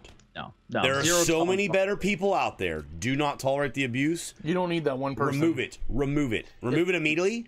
Don't make it a big deal. Look, boom, bam, boom, gone, and you keep going on. That's it. Just move on. Thank you, Matt is stuck with 2 Joes. That's basically what I tell people. It's just like, just ban, move on, because it's not worth your time. Because the thing is like, even if you spend 20 seconds on them, that's 20 seconds you're not going to get back. Yeah. The only thing that I have been really surprised by in terms of trolls on this platform is there's one guy, and I know it's the same guy because I've had to contact Twitch for an ISP ban. He uses the same, like, he has the same like moniker basically in his name. Like, he always has something -UK. He made 53 accounts in one day to continue to flame me, even though I was banning him. Here's the thing. I don't know how many times people have made accounts on Twitch. Pain in the ass. That's 53 emails or 51 emails that guy had to make and verify and all that. So yeah, he's a loser. And I'm sitting there, I'm like, why would you do this? I keep saying that to people. I'm a nobody. We had somebody hold our stream at ransom one time. They got our IP. They told me they had a picture of a Minecraft picture they wanted to show me, and I was like, well, let me check it out. I was being nice. I clicked on it. Well, it was a link that gave them our IP address, and so they were able to DDoS our IP address. First off, this guy was really pissed at me. He was like, don't open links. I go, I just want, the guy said he made a Minecraft picture. He said, don't open. I was like, all right, this is when I first started doing, I didn't know anything about this. He literally held our thing for ransom for 2 days. And I go, bro, you're taking down a stream that has like 5 people in it. Watch this. I go, guys, stream's going to go down probably. We got somebody holding it. Okay. Can all 5 of you come back in a couple days when this guy gets bored? I was like, what is going on here? But people, there are people out there that just really have nothing better to do. I don't understand it. I don't know. So, Joss, are you wearing lipstick? Oh my god, I was hoping no one would bring this up. It's the lighting here. I'm trying to get a new camera. Quick. So, oh my god. So I didn't want to out this. I heard you say something last night. I didn't want to out him on this. And there's nothing wrong if you want to wear lipstick, Joss. But we were watching last night when we rated you. And I wasn't going to say anything. But Matt. I had to. I thought it was very becoming on you. So it's so the lighting, like I can do that as much as I want to. You can also see the 2 pimples. I don't have any gray hair. It's the lighting. I don't have any gray hair either, man. It's the lighting. So why is it lighting on your side, not mine? My lights are worse than yours. Like, I've actually been trying to do. I've been trying to fix the lighting in here. I actually am trying to get a new camera that has a built-in ring light to fix the lighting. Because here's the problem. Are you getting a new Razer Kiro or whatever? I'm going to show you guys. The room behind me is all red. Like, that looks pink. It's red. It matches your lipstick. It's a dark, dark red. It is so goddamn red in this room, and believe me, it's like, it hurts my eyes, which is why I put up posters and everything. It is completely red, and I have been trying to fix the lighting in here for the longest time. It sucks. I literally have a little tiny desk lamp next to me. I was recently using both of my monitors. I had 2 monitors. I had to give them up. I'm down to 1 monitor again. I was putting white backgrounds on them and increasing the brightness to full to try to balance the lighting, and it was going good. Now it's really, really bad. See, Nis, I would paint it purple, but I don't have the money for paint right now. Like bills are scarce because of something that Nick and I have done together. Yeah. My fiance, and no one painted this room. We moved into this Bella, sorry. Goddamn, my dyslexia. But that's the issue. That's why it looks like I'm wearing lipstick. We're just busting your balls. Every time I look at the screen, I'm like, we heard you last night in stream saying it a bunch. You kept saying, I was like, why does he keep saying he's wearing lipstick? I go, is he wearing? It does look like it. It really does look like it. Someone came into the stream and was like, dude, you got some nice DSLs there. I was like, wait, DSLs? I went, oh, okay, yeah, I know what those are. Oh, I was just like, I literally just wanted to slink in my chair till all you can see was the eyes. Just like, all right, you're good, man. Matt was just busting your balls, man. Yeah, I know. So real quick, Soul Meister asked a question earlier. He said, and I honestly don't think you and I are the best ones. I mean, I think, look, Matt, Joss and I would be more than happy to give advice on it because we like to talk, but we're not really these types. Maybe this is more of a Matt comment. I mean, I can give you all the advice in the world about it, but I don't know. Maybe it seems a little more true from somebody that actually is like that. He said, "What do you do about advice do you give to a streamer who's quiet, doesn't talk a lot, or is quiet and just started streaming and stuff like that? You know, what is your advice on that?" Well, the funny thing is, like, I have this issue. And I'm sorry to bring it back to me, but this spotlight is about Joss. I know. Unfortunately, I have to be here, so I've been apologizing to people that I went to TwitchCon because they didn't have a streamer to watch. Believe me, I apologize for everything. I feel like I must have been Canadian in a past life. The thing is I'm a very anxious person. Yeah. I'm a very shy person. Yeah.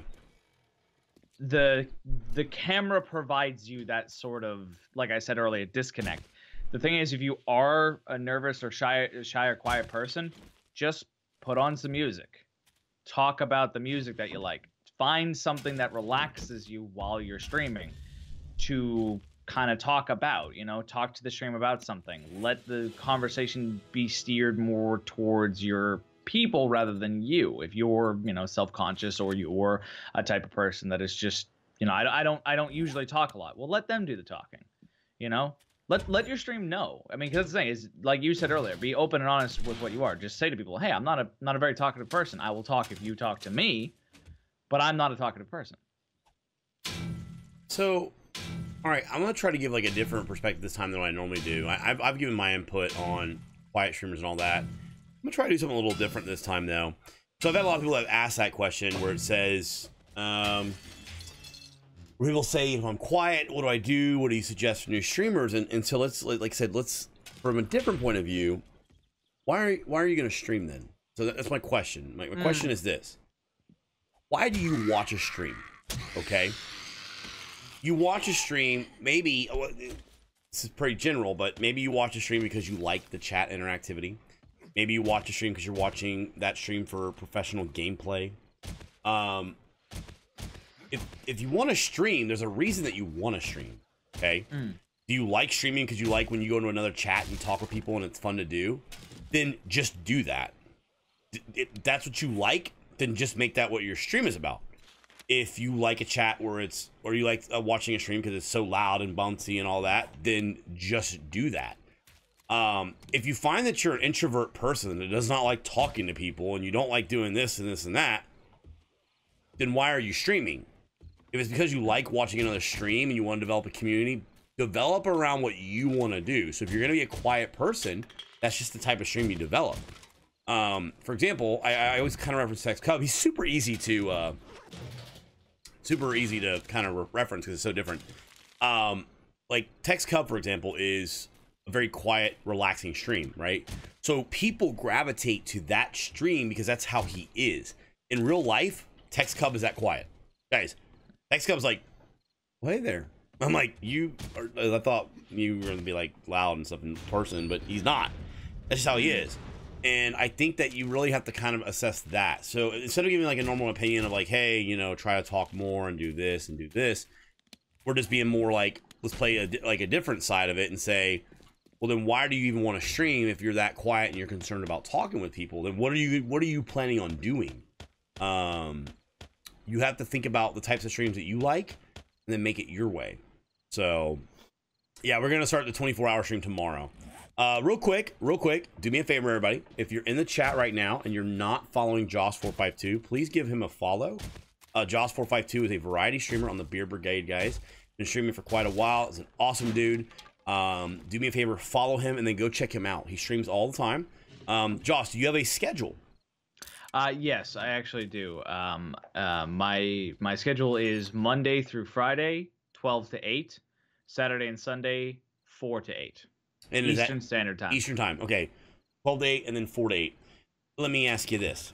Do you find having a schedule to be more beneficial as opposed to just like winging it? Winging it, yes. Yeah. Honestly find a schedule to be a lot easier to manage. It's a lot easier to manage, and it's a lot easier for people to know, oh, he's on from this time to this time. That's when, I'll go and try to, be That's there. The link right there, guys. Oh, type in chat. Oh, I just linked your link up top. Right there, guys. I can't because I'm still drying out my keyboard from when I spilled a whole cup into it. Wow, Joss is not even supporting the stream, guys. Wow. I'm in chat. I just Jesus can't Christ. Can someone go to his channel so he's even hosting us? No, I was kidding. Gosh. I was waiting actually for you guys. I stopped my Dark Souls early. I know, man. I heard you yesterday. 7 o'clock, they said they were going to be on. So I preach a lot, Joss. Like for me, like I'm very big on this. I think that somebody says like, what's the biggest advice you can give to Twitch, like to a Twitch streamer? Obviously being yourself and all that, like okay, unless you're doing a character, like you're gonna be a pirate, and even like someone like Burke Black who's a pirate, he's still Burke Black, he's still himself as a person, right? Yeah, a nice dude. The character part is a character, right?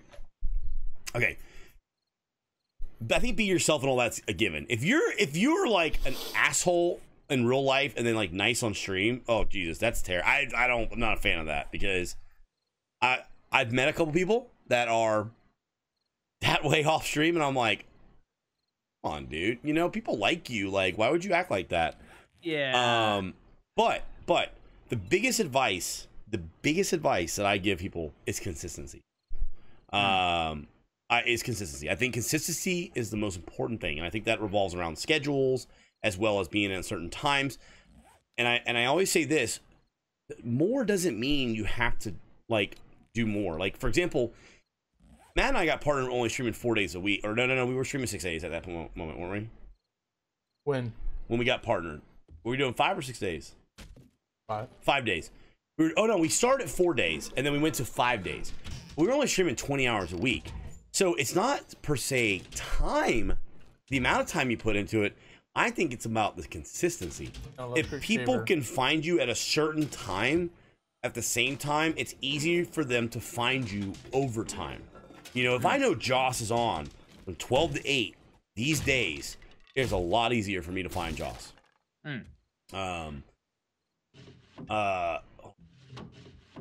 Asshole IRL, but nice on stream. How does someone stay in character that long? Yeah, that's a good question, Isabella. I don't know. I honestly don't know. That's actually the funny thing is I've done sort of like little character things because I used to have this series in Skyrim where I created my favorite character from one of my favorite game series on the PlayStation 1 called Legacy of Kain. And I've always dabbled in amateur voice acting. I've always wanted to do more voice acting. But the thing is I turned off my camera and I just acted as though I was that character dropped into that world. Staying in character for a long time is just about, honestly, just kind of forcing it. Like you just kind of force it and keep going. Fake it till you make it kind of thing. Yeah. Oops, sorry, go ahead. I do want to say something about you real quick. Joss is probably our most consistent team member when it comes to posting and going live. You know what I mean? Like honestly, like every day you get the tweet that Joss is going live. He's tweeted it out, done his thing every day. I would say out of all of the team members that we have on the team, you probably are in the front running for the most consistent when it comes to doing that. I'm not even kidding you on that.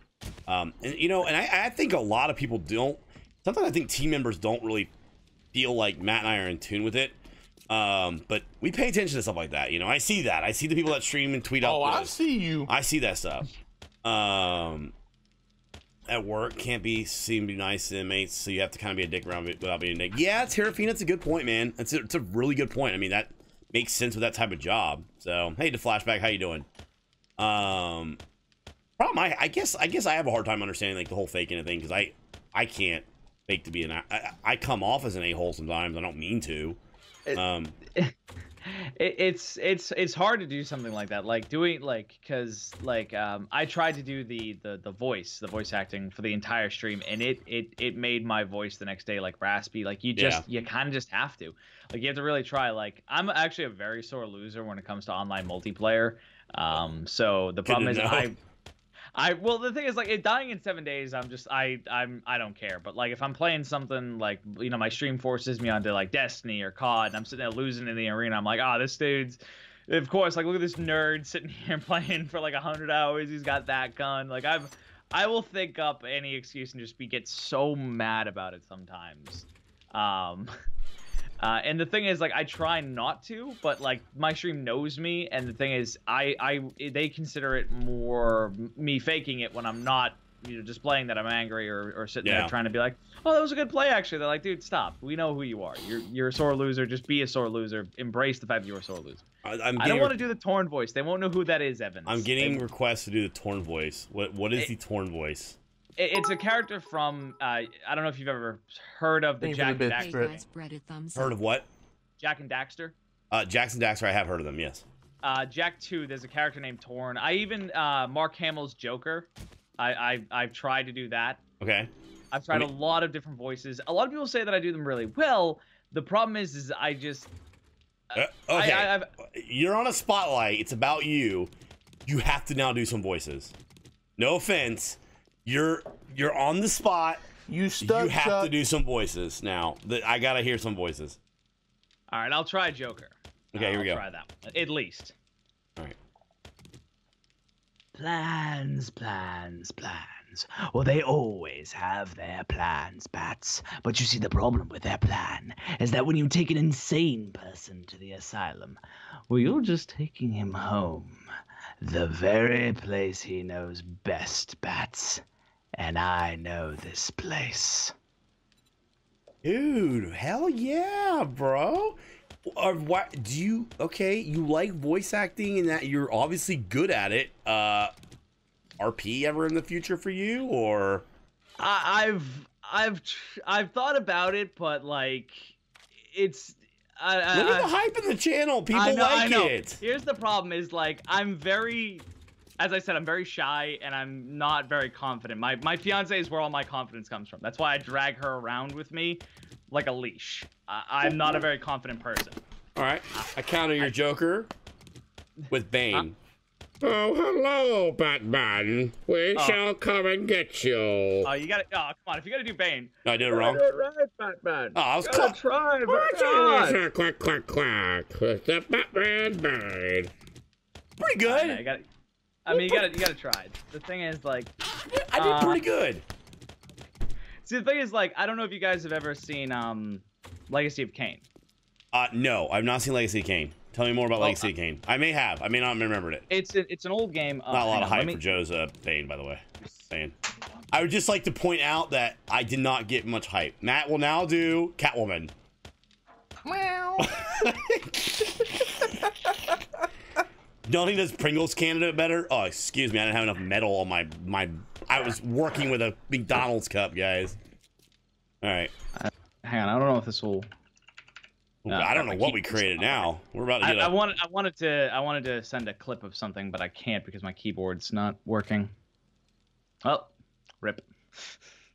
But the thing is, like, there's a lot of characters that I've tried to do, and there's a lot of things I've tried to learn. Thank you for the hype, Afe.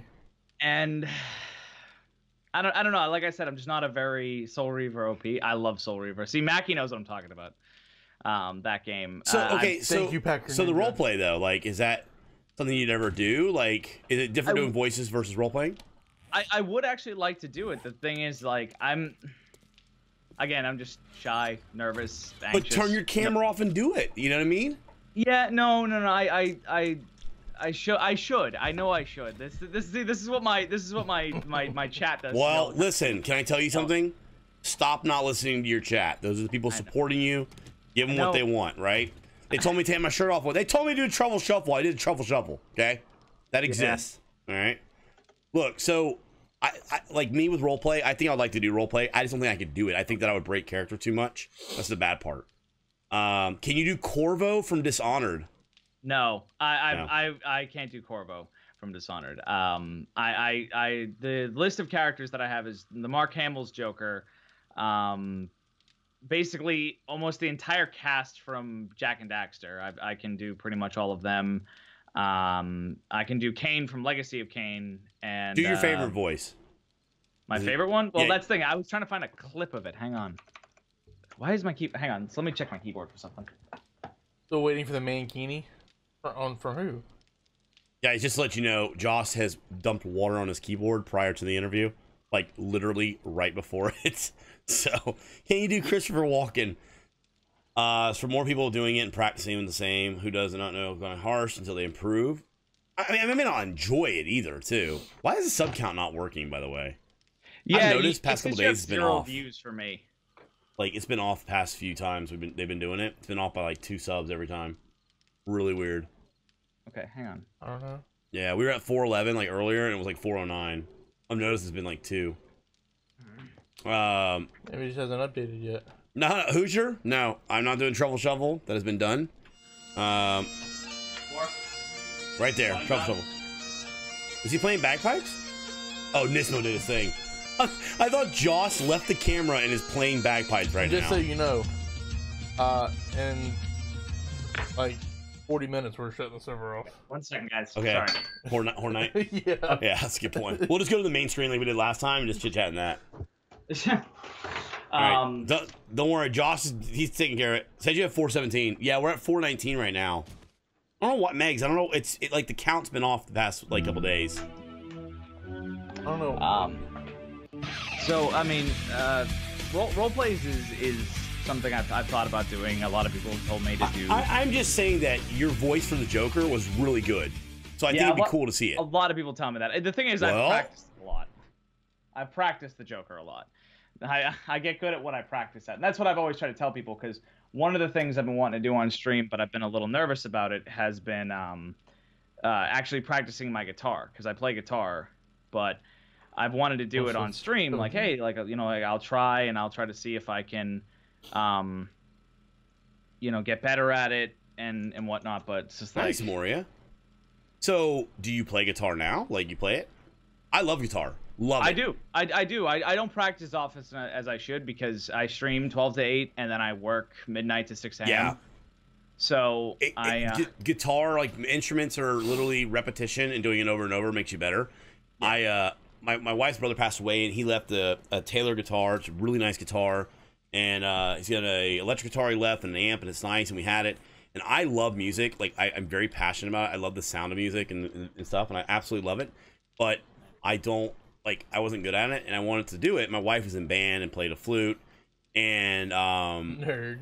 And so I started teaching myself guitar. Then when I got to power chords, I kind of like just couldn't get past it. Had a hard time. I was getting really hard on myself. I basically just stopped playing.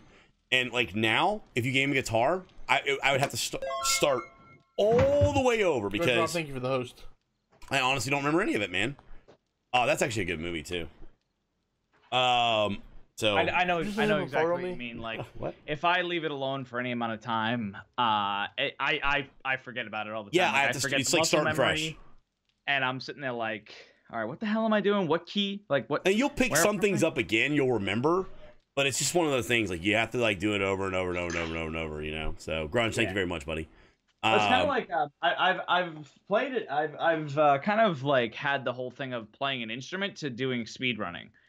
You basically have to do it over and over and over and over and over and over and over until you learn the exact method you want to do. And then if you leave it alone too long, like you don't play guitar, you don't speed run the game you've gotten really good at. You need to completely relearn it, and it sucks because you're sitting there like, I used to be able to do this so well, and it's like, yeah, well, if you leave it alone. I'm here for the beard talk. Is there a way to make your beard fuller? I'm growing it for 6 months, but my longest hairs are falling out. You're gonna have all your hair fall out. Just let you know. You'll have hair fall out all the time. Just ignore it. Who cares? It's gonna fall out. That just naturally happens. That's something I've been struggling with on stream, actually. What's that? Your hair's falling out? Well, my hairline is actually receding. Okay, well, let's not talk about recession, okay? Of hairlines. No, I understand. Let's not discuss receding hairlines. No, I understand. No. No, I mean, you got some long, luscious hair, though, dude. I mean... I do for the time being. For now. Hey, for now, embrace it. When you get to a certain part, you just shave it all. And then you're like, yeah, I like it better this way. Your hair's going to fall out, man. You just got to keep growing it. You've been growing it 6 months, just keep going. How, like Josh, what's the biggest beard you've ever had? Actually, biggest beard I've ever had. I think it was actually like I was watching an old highlight earlier. Take care, Nismo. Sorry. My beard was probably the biggest it's ever been about a year ago. Yeah. It wasn't that big. It was just kind of more like bushy than it is now, like on the sides, and I had that whole neck beard going on. And that was about the biggest beard I've ever had. So let me ask you this. With streaming, is there anything that your most memorable part, it can be good, it can be bad, most memorable thing of streaming? Now, you've got a long history of streaming, so like, you kind of have to go back. You have a long way to go back to think about, but is there something that just is super memorable for you in streaming? Super memorable. Never know what to find it. Actually, yes. There is something that's still super memorable to me. King Scyther 718. I'm gonna basically love this man till the day I die. He gave me $1,000 in a donation. King Scythe, hype, brother, Jesus. $1,000 in a donation. That is cool, dude. He basically allowed me to get my PC and the PC I stream from right now. And I've said it before and I'll say it again, with him and my fiance, I owe them my stream today. Without the two of them, I wouldn't be around. So I always say, thank my fiance and give a thanks to Scyther 718. Dude, always give the two thanks. Major hype. Because without the two of them, I wouldn't be here. I wouldn't be doing what I'm doing now. I mean, if she hadn't pushed me to do it, I probably would have just had the same sort of like, like when you guys asked me about RP and doing voice acting and stuff like that, like I sort of just shrink. I get shy and I shrink and I'm like, because I'm not confident. And I don't know why I'm not confident. Everyone's like, why aren't you? I'm like, I don't know. Well, it's things you can't help sometimes, right? So with my OCD and stuff like that, there are things I genuinely cannot help, right? It's not that I choose to be that way or think that way or act that way about something. There are things I just cannot help. There's nothing I can do about it. It's just a part of like what I deal with. And I have to have certain coping things. But I do want to say this. I really feel like you totally just asshole move. You only thanked your fiance and King Scythe. I'm pretty sure that Joel from GameStop deserves a huge thanking as well. I mean, if it wasn't for him. If it wasn't for Joel firing you. Me. Yeah, no. I always give a small special, like once a year on my anniversary, I give a special shout out to Joel from GameStop for the firing. I always give him a shout out once a year. Hype to Joel for being a douchebag. Yeah. Dick. Not Joel Huning, by the way, guys. I feel like we really have to make sure that's clear. Not Joel from the Fun Pimps. Well, it's funny you said about, like, Moria said about the contributors and stuff like that. Matt and I are going through the same thing, right? Like, so there are limitations. Matt's over there smoking a doobie. It's a cigar. Same thing. We have limitations that we can do sometimes with our streaming. We have to have a third PC, and we talked about going to a 3 PC setup. And we want to do it. We went full time, and it's like, okay, well, we gotta, pay for, like full time and doing stuff now. And it's like, what do? We really need this, and we're starting to see some limitations to the PC. Like we try to play Dying Light, and Matt's computer just can't stream it and play it at the same time. I saw that. Yeah, and so we ran into limitations, and without the community, holy cow. Joel for the Fun Pimps worked at GameStop and fired Joss. What? No. It is a cigar. That's how rumors get started, guys. Look, it's right here. Oh. Cigar. But hey, I know that people used to come buy cigars all the time, the cigarillos, and they'd empty them out. It's only because we don't Them have Philly any, blunts, and they would like empty it out and repack them. only because we So, don't have any of the good stuff. but anyways, I made a couple of them. But anyways, hi. Okay, CB had the comment of the night, but now Packer Ninja has it. Hi, I'm Joel from GameStop. Hey everybody, I'm Joel from GameStop. Because he always starts off his video as, "Hey, I'm Joel from the Fun Pimps." Yeah. So, anyways, we really appreciate everybody that did that. You know, we literally have all the parts for our third PC sitting behind us, and we'll be able to do that because of our community. So, like you said about Scythe and like your Beyonce, you know, it's really the community that keeps us going. People are always like, you know, oh, I wish I could support you better. I wish I could do this. I'm like, guys, you know, you being in the channel, you hanging out, you talking, you lurking, you tweeting, you telling your buddy, hey, I watched these two fat guys. They're super funny. That is helping us out, you know? That's what I always say to my people, like, because they're just like, hey, I wish I could sub, or I wish I could do. I'm like, here's the thing. I've always said that I will say this to the day I drop dead. You can make money. You can always make more money. You can always do that. Yeah. You can't get back time. Invest the time in the stream. Be around. Talk to me. Talk to the other people in the chat. You know, stuff like that. And that's what I prefer that than the money. Like, yes, I would like to make money. Who wouldn't? I mean, that's fucking... Yeah, Moria, exactly. Exactly. But I would like them to be like, oh, dude, who's this fuzzy nerd you're watching? It's like, oh, dude, it's this dude, and he can't read for shit, but he's hysterical. Yeah. Like, I would love that. And that's what I've kind of branded myself. I guess you guys keep talking about how big you are, you know, that you're big guys, and I'm sitting over here like complete comic book, like Star Wars, like superhero nerd, and I always call myself a fuzzy nerd. Because I actually, when you guys invited me, I wanted to talk about this a little bit. When you guys invited me to the Beard Brigade, I was surprised because you reached out to me, and I'd never had on the Twitch a formal invite from anyone. When you were assembling the stream team, you looked over and said like, "Hey, this guy, let's do this guy." And I was like, I had it funny because I looked at my fiance when you approached me on Twitter, and I said, "Why do they want me?"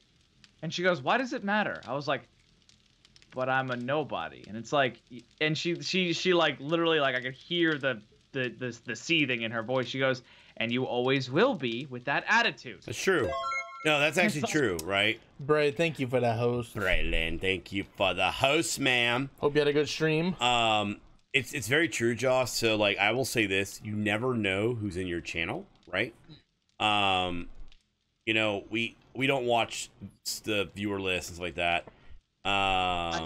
That's one thing I would actually say to a new streamer: don't watch your viewer lists. Exactly. Never watch them. It's poison.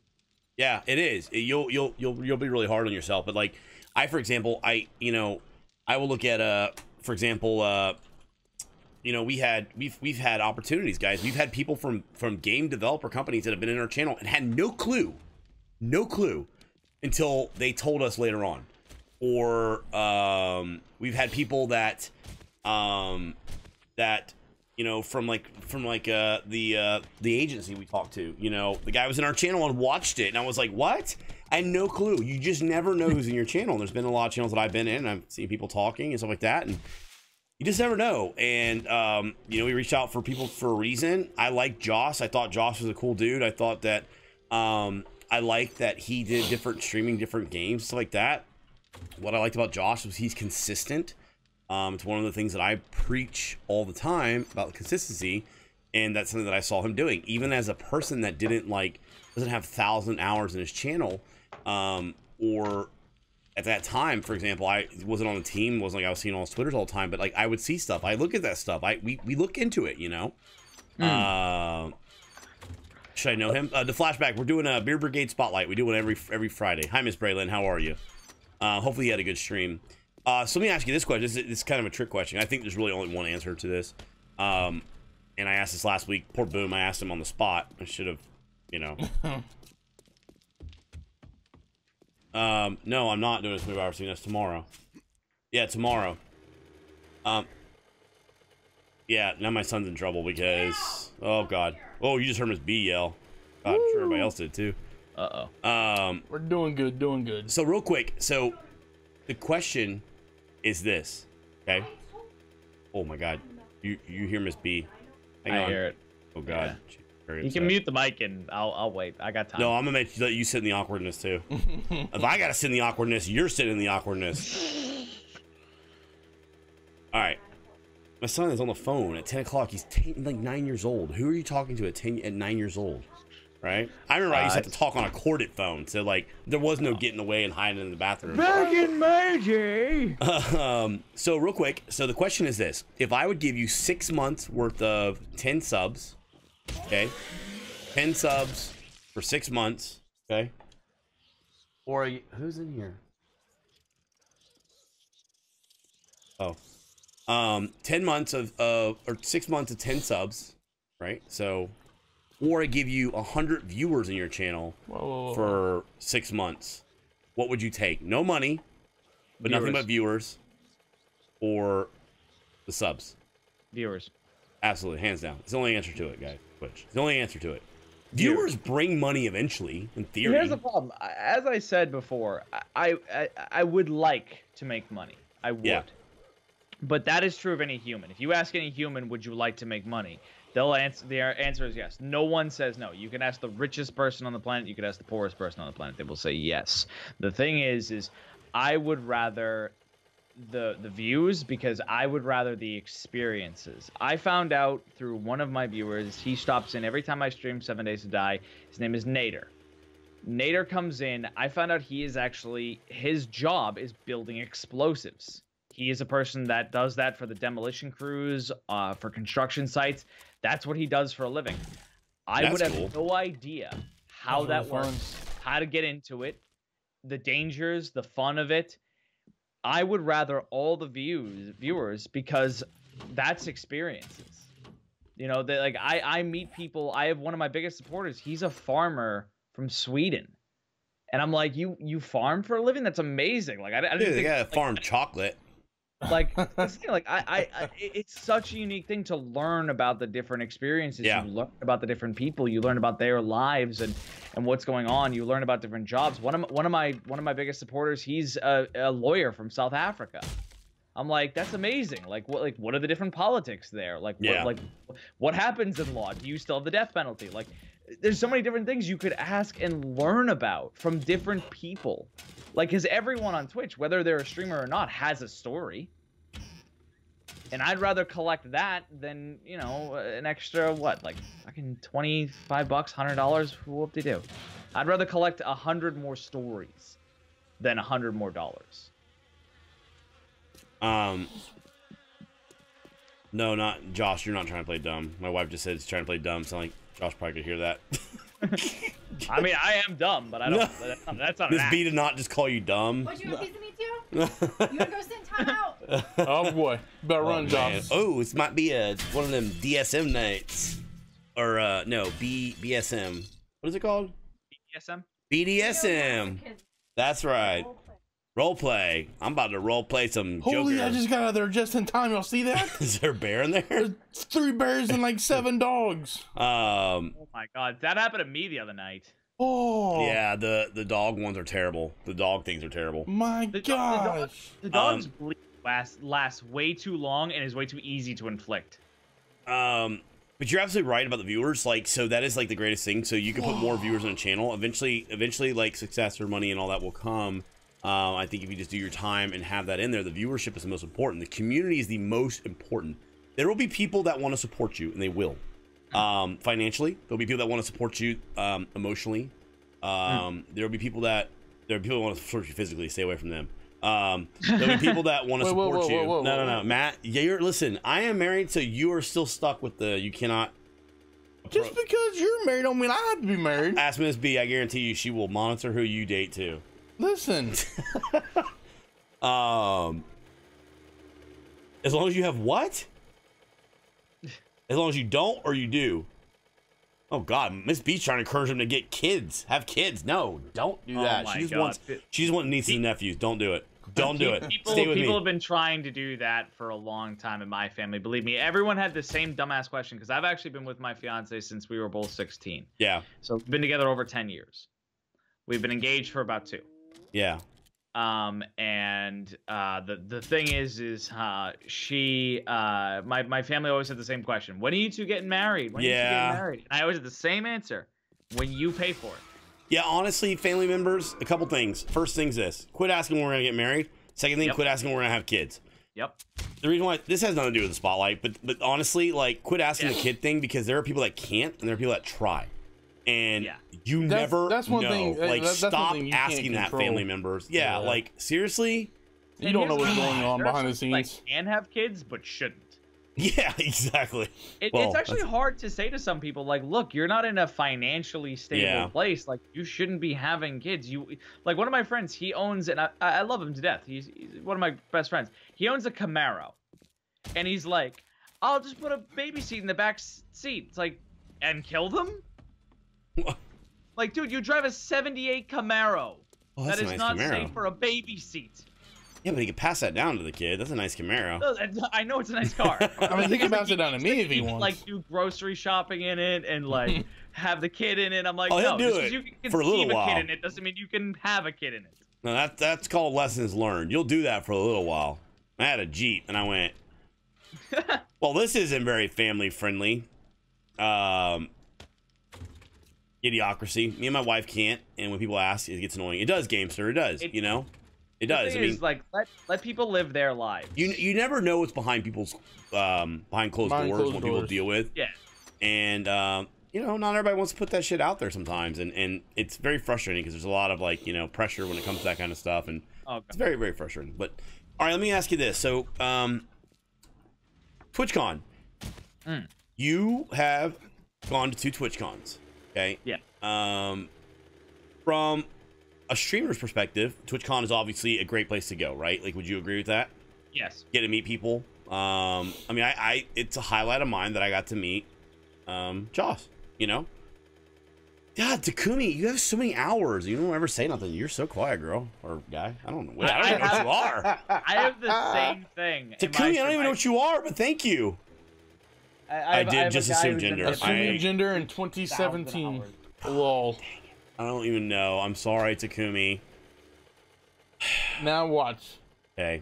They're never coming back. Now how do you feel? I feel terrible about it. See, this is one of those conversations afterwards when I look at Matt and I go, I should never have said their name, and I feel bad about it now. And this time I'm not going to be like, no, everything's going to be all right. I'm going to be like, you know what? You're right. You should feel terrible. You know what's funny is if that person came into my stream, I would not know how to actually pronounce their name. I would say it wrong and then think about it for the rest of the stream. You just assumed that I knew how to say it too, though. I probably didn't say it right either. That's the funny thing is I would look at that and be like Kaya gang. Well, gang. listen, I just pick out a word. I'm like gang. Some people do make it difficult, though. In your offense, Twitch names defense. aren't the easiest things to. There was a guy who came into my stream the other day. Oh, look, a hardware store. It was like BALBBAL. Look what I found. I'm like, blah. Is your name Blah? Like, blah, thank you for the follow. They're like, you mispronounced my name. I'm like, what is that spelled? Did you fall asleep on your keyboard and say, yeah, that's good enough? So let me ask you this. So going to TwitchCon, would you suggest, okay, are you planning on going to TwitchCon next year? Yes. Obviously financially permitting and all that kind of stuff, and you're still alive. Permitting, yes. Okay. Assuming I'm not dead, yes. Okay. So would you suggest, for example, a person who's just a viewer?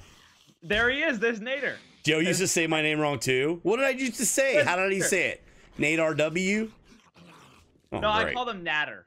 Natter? Natter. Yeah, I know. Believe me. No, but Natter is something I'd probably say too. I said Natter. I was like, it's Natter. And literally legit, like, he let me call him that for like 6-7 months straight before he finally just got annoyed. And he's like, you say my name wrong. And I'm like, is it Nader? And then literally there was a back and forth where I'd say, Nader. Damn it. That's all right. Drunk Enough has known us forever, and he still calls us Bearded Gaming Guys. We are. No. First off, Bearded Gaming Guy. Okay, first. There's not even an S on it. But we get the Bearded Gaming Guy a lot, too. So would you suggest as a viewer to go to TwitchCon, like as a good thing? Yeah. And like, as a viewer, what is the benefit of going? Like, what as if you were going surely as a viewer, what are you going to get out of going to TwitchCon? Do you think? You will get the chance to meet newer streamers that you would have never gotten into. Like last year when I went, I took my fiance, and she got to meet a bunch of people that she's gotten into watching, and she's actually enjoyed. She didn't watch streaming. She wouldn't even watch me. Like, you couldn't pay her to watch my stuff. And she now watches these people. She's big into like watching tabletop stuff. And I personally, that's not my field. I'm like, I don't get watching that. But, you know, hey, everyone likes something. That's the best part about Twitch, that you know, there's a channel for somebody out there everywhere. You know what I mean? Yeah. And the thing is, you can find brand new streamers. You can actually meet the people that you like. I actually had 2 weird experiences last year and this year where someone recognized me and called out my name. And I was really surprised, but I did not expect, like, I consider myself, I always say, a small streamer. I'm small. I'm you know, a lower person, and people always say, but you have this many people and this many follows and this, and I'm like, yeah, but I'm still small. I still consider, like earlier when you guys were doing your whole thing about the Beer Brigade and saying that you guys are small, I'm like, if you guys are small, then what the hell am I? No, but I mean, it's small's all okay. So I'm glad you said that. I mean, small's relative to like the perception, right? It's perspective. Success the same way. It's all based on perception. I think we're successful. Do you know why I think we're successful? Because I enjoy what I do. We have people that support us, and that's how I measure success. I like it. But someone else might only measure success by a number or about the amount of people they have it. Someone else might measure success by just turning on a camera. It's all in perception of how a person looks at it. Matt and I are small people. There are people that have no clue who we are. I mean, you're not that small. Well, not physically, though. That's for damn sure. Listen, that's Josh. not funny. Listen, I'm punching you in dude. the face. Listen, bro. First, I had to mail your shirt. Then I had, okay, get this guy, guys, you guys about to see the first firing of Twitch Beer Brigade right here. So who was the next on the list to join the Beer Brigade? Yeah. That's actually funny. When you mentioned about that, yeah, that, you know, like when you were saying that you had a few people that you let go from the Beer Brigade, when you were announcing that, I legit was like, well, I'm gone. What? Good Lord. That, like, legit, that's my anxiety level. That, like, I know I don't show it. I do a great job of hiding it because I've done it my whole life. I've just learned how to hide it and master it. I legit looked at my fiance and was like, they're kicking people out of the Beer Brigade. She goes, and? I was like, I'm going to go. She goes, why? I was like, because I know I am. And she goes, you have no basis in which to say that on. Shut up. I was like, no, they're gonna kick me out. I'm not in their channel enough and everything else. And she goes, that doesn't matter. Oh my God, that was actually something we talked about today. Holy cow. I actually talked about today. Matt and I were talking about that, you know, and it was what we said earlier. It's not even about people that know us, right? Like, I want the Beer Brigade to be kind of its own thing. Now, you know, is that easy to do when you named it after Beard stuff? We do Bearded Guys Gaming. I think it was easy to kind of keep that in relation to us that way. But other than that, the idea behind it was that we wanted it to be its own thing, and we want it to become something that people strive to be after. I'm okay with people not liking us. I needed those. I mean, I think it's gonna be hard to be on a team with us if you don't like us. But I mean, not maybe watching us or, you know, care for our channel or our content. That's one thing. That's okay. It doesn't mean you don't like that person. But I want the Beer Brigade to be something that people are proud of, you know. So you're part of the Beer Brigade, and let's talk about that. You know, it changed from when it first began. The people that got removed from the Beer Brigade, they were removed from the Beer Brigade because they didn't respond. We only removed like 3 or 4 people, and it's because they didn't respond. Yeah. Hell, one of the people got removed and then contacted us, and they're back on the Beer Brigade. They just didn't realize it. They weren't in it. And the only thing I suggested to them was, hey, do me a favor, pay more attention to this. If that's not your form of communication, learn it, because you're part of a team now, and that's how we communicate, right? So, you know, that's the way you gotta, you know, that's the way we kind of approach it. All right, later to that flashback. Adios, amigos. Hold on one second. Joe, Matt, what were your impressions on Osiris New Dawn last night? We liked it. We're going to be playing it tomorrow. Oh, we it's got fun. 5 keys to give away tomorrow. So we're giving away 5 copies of the game tomorrow during our 24-hour stream. We've played it before. Yeah, we played it before. Just not a whole lot of time. Well, that's the first time we did it on stream. Just not a whole lot of time into it and as multiplayer. Yep. So anyways, when it comes to the team, let's talk about this, you know. What are your thoughts about the team, Josh? You've been on the team, and let me make this a little easier for you, because I hate this question. It's kind of a setup question. It's like, do you like the team? And Josh's like, no, I don't like the team. And I'm like, yeah, it's a shotgun loaded up my head. So I want you tell to be me how really, great I am. I want you to be really comfortable saying this, okay? But do you feel the team has helped you? I know, right? Or not? What would you like to see different? Be 100% honest. Everybody so far up to this point has been honest about it. No, so be honest about it. What would you like to see? What you were thinking? If you were running a team, what would you do? What would you suggest would be better? Has it helped? That kind of stuff. I think it's definitely helped. Like, helped absolutely, 110%. Like, again, I've met Mr. Ponography. I love a star. I've seen him a lot. CB, I've been talking with him when he comes into the stream. I've tried to jump into his streams with a lot of other people. I've had V Lee and a few other people come in. Death to Gnomes. I've seen the one thing I haven't had a lot of chance to is I don't know every member that's on this team, and I've tried to reach out and talk to some of them and reach out to some of them, but again, like I said, I'm a shy kind of person, so I don't know how to reach out, and when I do, I don't know what to say. Yeah. Something I would do, and again, not trying to say like this is what you should do, is I would, something like this is definitely something I would like to do, like figure out like, who they are and this and that. I would get like a monthly thing together, like try to set up like for all of you to like be in like the same game, or like all together in like a chat and talk for a while, like something like that, you know what I mean? Yeah. Like this is our team, let's get together and talk about stuff, like stuff that could improve, stuff that couldn't improve, stuff that doesn't work, things of that nature. Cool. Because everyone has an opinion, and some people have good ideas, some people have bad ideas, but an idea should be heard. Yeah. So that's fantastic. Let me tell you a little bit more about the growth of the Beer Brigade, or like the direction we're going and kind of how we're doing it, because we're continuing to kind of mold it. So yeah, one of the things I will ask you to do, and I will challenge you, is to know everybody. Okay, we're on a team that's growing, and if you're going to be on a team, I would say get to know everybody somehow. Okay, one of the problems we have on team members is that we all stream, and a lot of times some of us stream at the exact same time. Yep. So it's almost impossible to go watch Joss when we're streaming. How do we go watch him when we stream during that time and we're doing office stuff? And there might be times when we're lurking in the middle, but that's what happens with that. I would challenge you to go say hey to that person on Twitter, or hit them up through the Beer Brigade and be like, hey man, just want to say hey, haven't got to catch a stream, maybe catch a VOD or a little bit of somebody's stuff. Maybe go watch their clips. Go watch the channel's clips. Maybe that's a good way to get some highlights and go, hey dude, I saw this clip of you, I wanted to tweet it out, I really enjoyed it.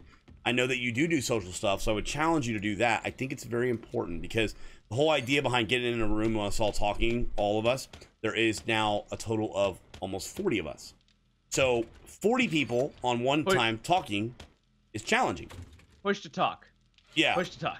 It's still very challenging. And no, I definitely agree. Like, as it grows, the thing is, my idea is just like, again, what I would do.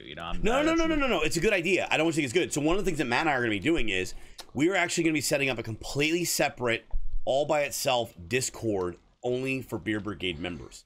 So what we're going to do with that is a Discord happens to be one of the things that is very popular. So we've gone back to Discord.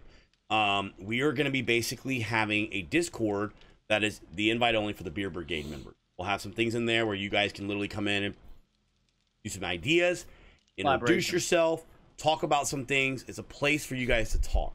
It'll give us an opportunity to get in there if you want to chit chat with something. Let's say you're going to collaborate with somebody and you're going to play some PUBG. Instead of getting your Discord, instead of getting his Discord, you get into the Beer Brigade Discord and you go do it that way. That's a good idea. Yeah, so that is a way that we're going to have a way to kind of bring that together, and hopefully that'll help. I will say this to the 30 to 40 people. So we have people that say, "Oh, you guys got to get a server and do this," because that's one of the things we talked about doing, guys. For the one of the problems is not all of us play the same game. That's one thing. There is probably 12 people on the stream. Yeah, I mean that would be good, Mackie. If you don't, yeah, I mean it'd be helpful. We haven't even finished setting ours up, man. You know, when it comes to, for example, the what's it called, the server, like there are 10 people that do not play 7 Days to Die. So okay, what we're like, hey, we set the server up for the Beer Brigade, but the 10 of you have no interest in playing a survival game. We're not gonna, you know. The logistics also of having that is almost impossible too. To coordinate with 40 people, you know, a lot of people are like, hey, you guys should do more stuff, collaborate with this. Well, one of the problems is this. We have our own channel to grow and to try to nurture and grow and do the things that we want to do. But there's also the time restraint. So what happens if I go and collaborate with Jos because his time matches well with ours? And we're doing with Jos, and we're doing with Jos. Well, then over here, CB never gets anything done with him because we don't stream the same time as him.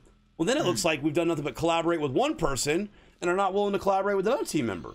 Yeah, that was actually something that someone brought up on my stream. Because a couple Mondays ago, you actually hosted me in the morning when I was playing 7 Days to Die. And someone had said in my stream recently to me, like, hey, I noticed that, like, they sign off every day at 1, you're on at 1, and they haven't hosted you. Twitter notification. Since that day. And I'm like, yeah. And they're like, well, why not? I'm like, well, because they've got, like, and I didn't know how many people were in the Beer Brigade, so I said, like, there's almost 40 people now. Yeah, I said, like, I think I got like 50 people they can host. Like, I'm sure there's a lot more people on than just me, and plus, I'm sure they're looking for new people. You know, like, that's always a good thing. Like, people think, like, in your own communities to stay in your own communities and don't host or don't look for new people. I'm like, there's new talent all the time. I'm like, can you imagine if Hollywood never looked for new actors? It would literally be Sam Jackson and Morgan Freeman and everything. I'm like, you got woo because you won, Rubatsky. Like, sorry, he won the arena, so you know. Okay.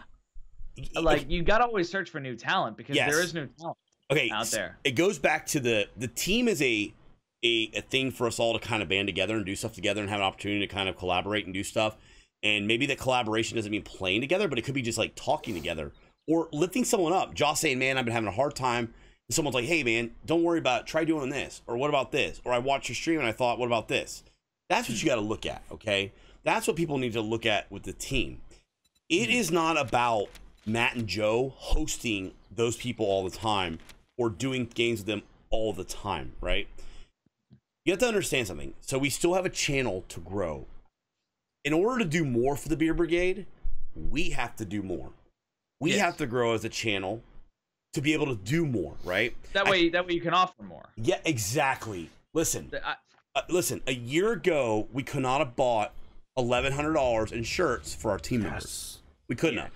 No, you know, we were in a different place at that time. Yeah.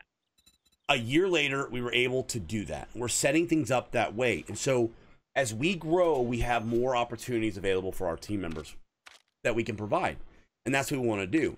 We rely on the team members really to kind of keep the team going and the camaraderie and all that. You know, having good people that you work that surround you will make everything good around you as well and help to lift you up and help to lift each other up.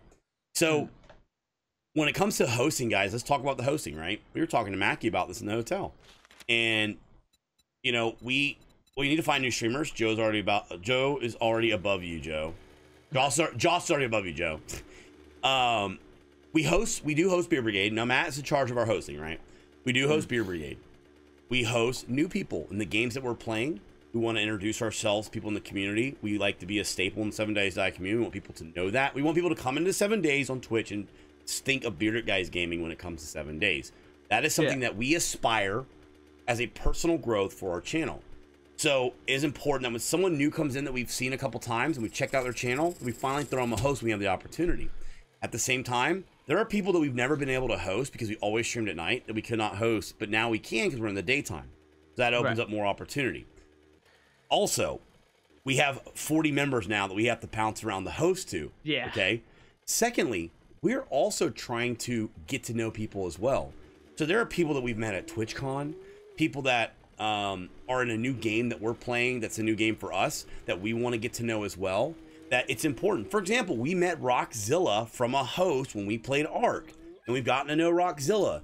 And Rockzilla is partnered, and we got to meet him at TwitchCon and meet him in person. And he's on the stream team now, and that is all something from like those hosts and things like that. There's only so many streams, only so many opportunities to host, and we have to make the most of it we can, you know? Yeah, no, I actually think that's how, because it's funny, I always try to think about this, like how someone found someone on Twitch or how someone found someone on the streaming platform. It was like, how did you guys find me? And I was like, well, I remember clearly that Not Emir's. Not Immerse, yep. Not Immerse. Sorry, I was pronouncing No, it you're wrong. good. You're good. He hosted me out of the blue one time when I was streaming Fallout. I was doing a challenge run. I was doing the One Punch Man run. And I was just like, oh, wow. And then, like, he hosted me again with Banlish. Yeah. And when Banlish came in, I remember seeing your guys' name. And I was like, oh, I'll throw them a follow too because, you know, they said that they were a streamer. And I was like, oh. And then I checked both of you out. And then I remember receiving the Twitter message like, hey, we're putting together a stream team. Would you like in? Yeah. And that's when I was really surprised. I'm like, they don't, I only saw you from that host. And that's how I ended up meeting you. And Not Immerse,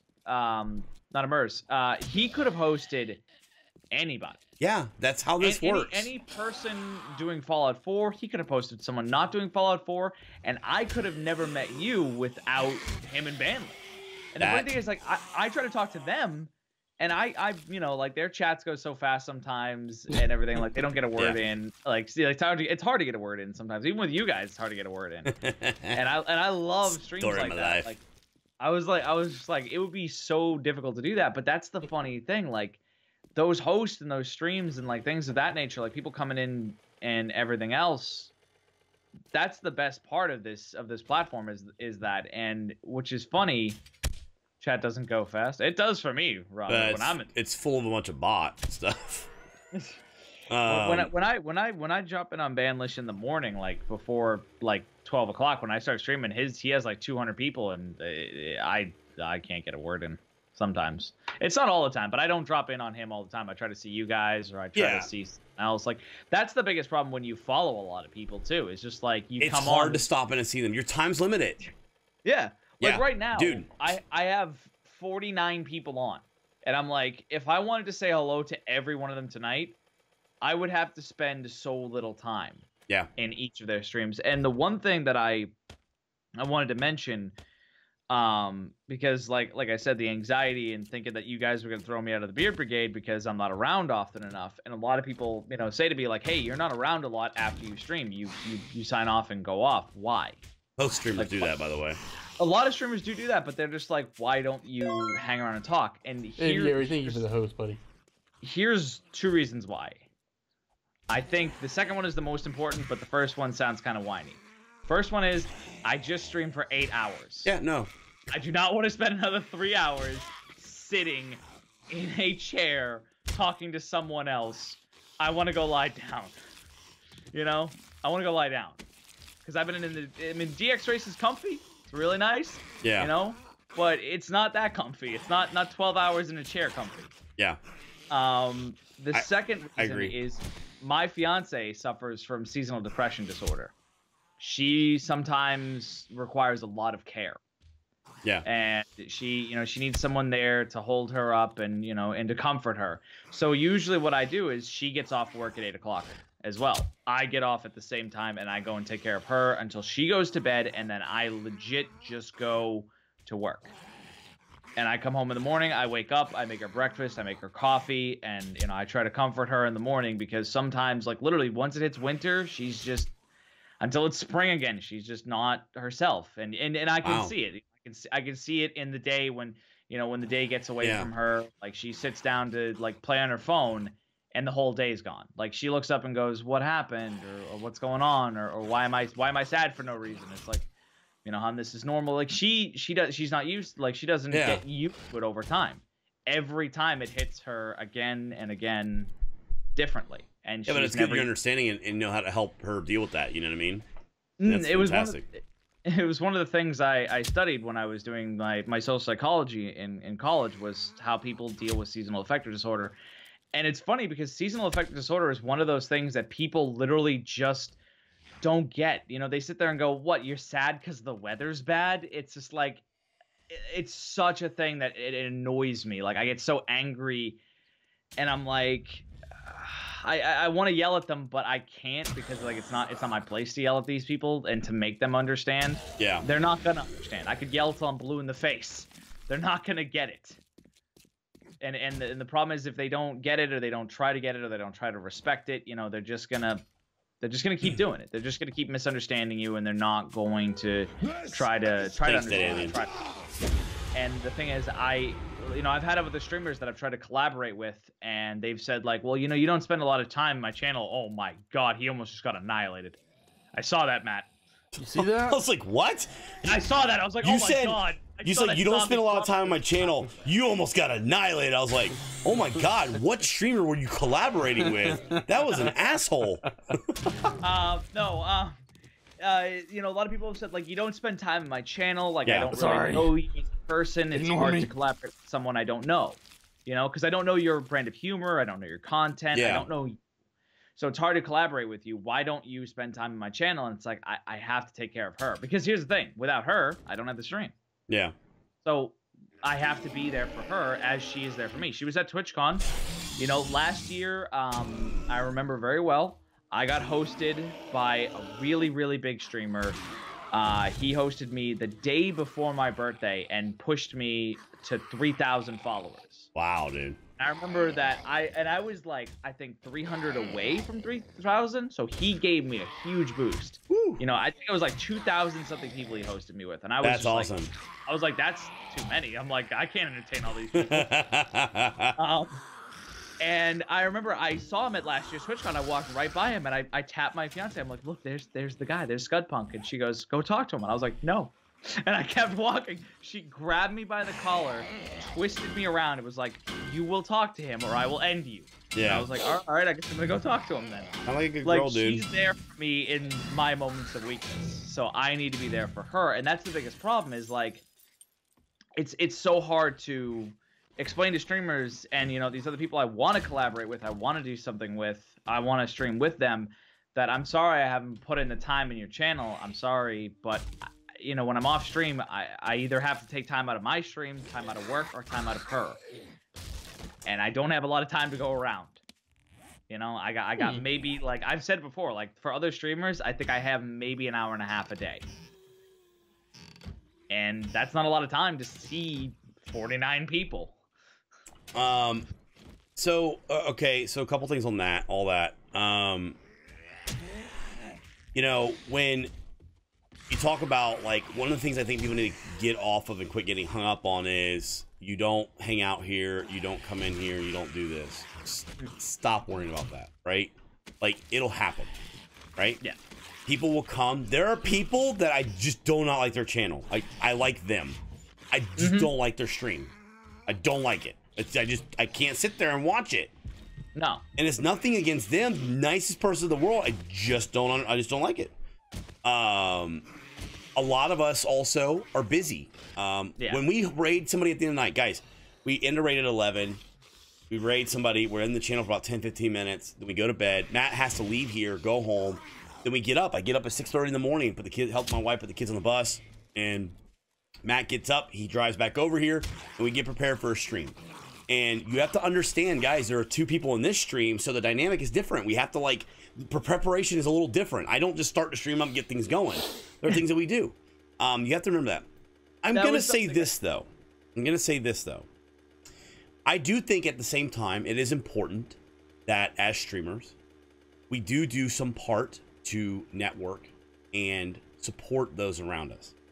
So I have designated a certain time throughout the week that I spend to maybe see people or follow up on people that said, you know, I'd stream now, and I'm like, hey, let me go check out your channel. I got to remember to go do that. I try to do the courtesy to do that. It's important. I get having, like, the whole 8-hour stream in. Let me get this 8-hour stream in. You literally, Josh, I'm gonna pick on you because we're talking. You and I are talking. You could literally cut your stream to 7 hours every day. Spend an extra hour networking and talking to people on social media and going to streams and enjoying people's company and like that kind of stuff, and better your channel than you could putting the extra 5 hours in streaming in the week. I challenge streamers to do that. Matt and I got partnered with 20 hours a week of streaming. Okay, different niche. That's very true. It's a very niche thing. But I think that sometimes as streamers we are like, well, we're busy. We're busy. And I'm busy. I don't have time. And I'm busy. You need to make that a part of what. Excuse me. Hold on. You don't need to. It's nobody's place. You run your stream how you want to run your stream. No, Matt I mean, and like, yeah, okay. Matt, I don't mean like you specifically. Matt and I felt that it was very important that we dedicate a certain amount of time to go and. Okay, to go back to what we said, we think Twitch is about community. What doo-doo are you talking about? Keep saying doo-doo. I do? Yeah. yeah. What is that? You saying doo-doo a lot? Yeah. Joe is learning to not push his streaming beliefs. Yeah, I'm trying not to. I'm trying to give people more insight of how we do things, and then like if they choose to take that idea or go with it, to go with it. No, I'm not. But I think it's also important that like the whole platform is about community, right? It's not just about gaming and all that. So you being involved in a community is part of it. I can't stand when I hear people complain about a game that they're playing and they're like, well, I don't like this game. I don't like this game. But they are not involved in any aspect of that game other than playing it for their stream, and that's all they do. They're not invested in it. They're not doing their due diligence to be involved in that game's community. They're not trying to. So when you aren't chosen to be on a stream team for that particular game, don't be surprised. Is my point. And maybe I'm specifically projecting about a situation, but that bothers me. That's a thing that bothers me, right? So I'm not saying that you have to go and spend time, and I'm not talking about Joss, but I'm just saying in general. I'm not saying you have to go spend time doing that, but at the end of the day, why would you not spend time on the platform? If you play 7 days solely a lot, why would you not want to go and get to know the community some? Take that extra hour and go spend time on it. Here's the weird thing. I've kind of noticed this about the platform, because you've asked me about noticing changes in the platform. And the one thing that I have noticed that hasn't changed that I wish it would is how smaller streamers, or as I like to call them, middle of the road streamers, treat Twitch sometimes. They think of Twitch as a big pile of people that they have to climb over to get to the top of. And I've always said that's how most people I've met treat Twitch. It's just a pile of bodies you have to climb over, all these other streamers. And I'm like, why not try to work with them? Yeah. Why not try to help each other and do more together? And they're like, well, because their channel will get ahead of mine. And you'll catch up. You gotta stop. They can't. That mentality's gotta stop. Yeah. So thank you for the 5 months, guys. High parts and beer strokes in the chat, please. Yeah, thank you. They say that all the time. Like, I don't want someone to be ahead of me, or I don't want someone, doing better than me. There will always be people that will be better than you at something. I discussed the other day. Competition is healthy. It's good. It's great. Good sportsmanship is important. It's important to have good sportsmanship when you do it. When you're doing a platform like this, you have to do it. We have to get out of the mindset that it is about trumping another person. It is about growth of your channel and doing what you can to make your product or your content the best that you can. That's something that Darth Walrus said that a lot of people have told me when I said, well, I've asked this before about people at TwitchCon, like, how do I talk to them? And people say, talk to them like they're your coworkers. And I'm like, no, they're better than me. And then my chat just gets so mad at me because I'm like, the funny thing is, like, the person who got me into streaming was my fiance. But the person I watched. That's just the way it works, Sea Mountain. Yeah, GLHF. We were talking about it the other day, man. Competition with respect. It's true. Like, it's so true.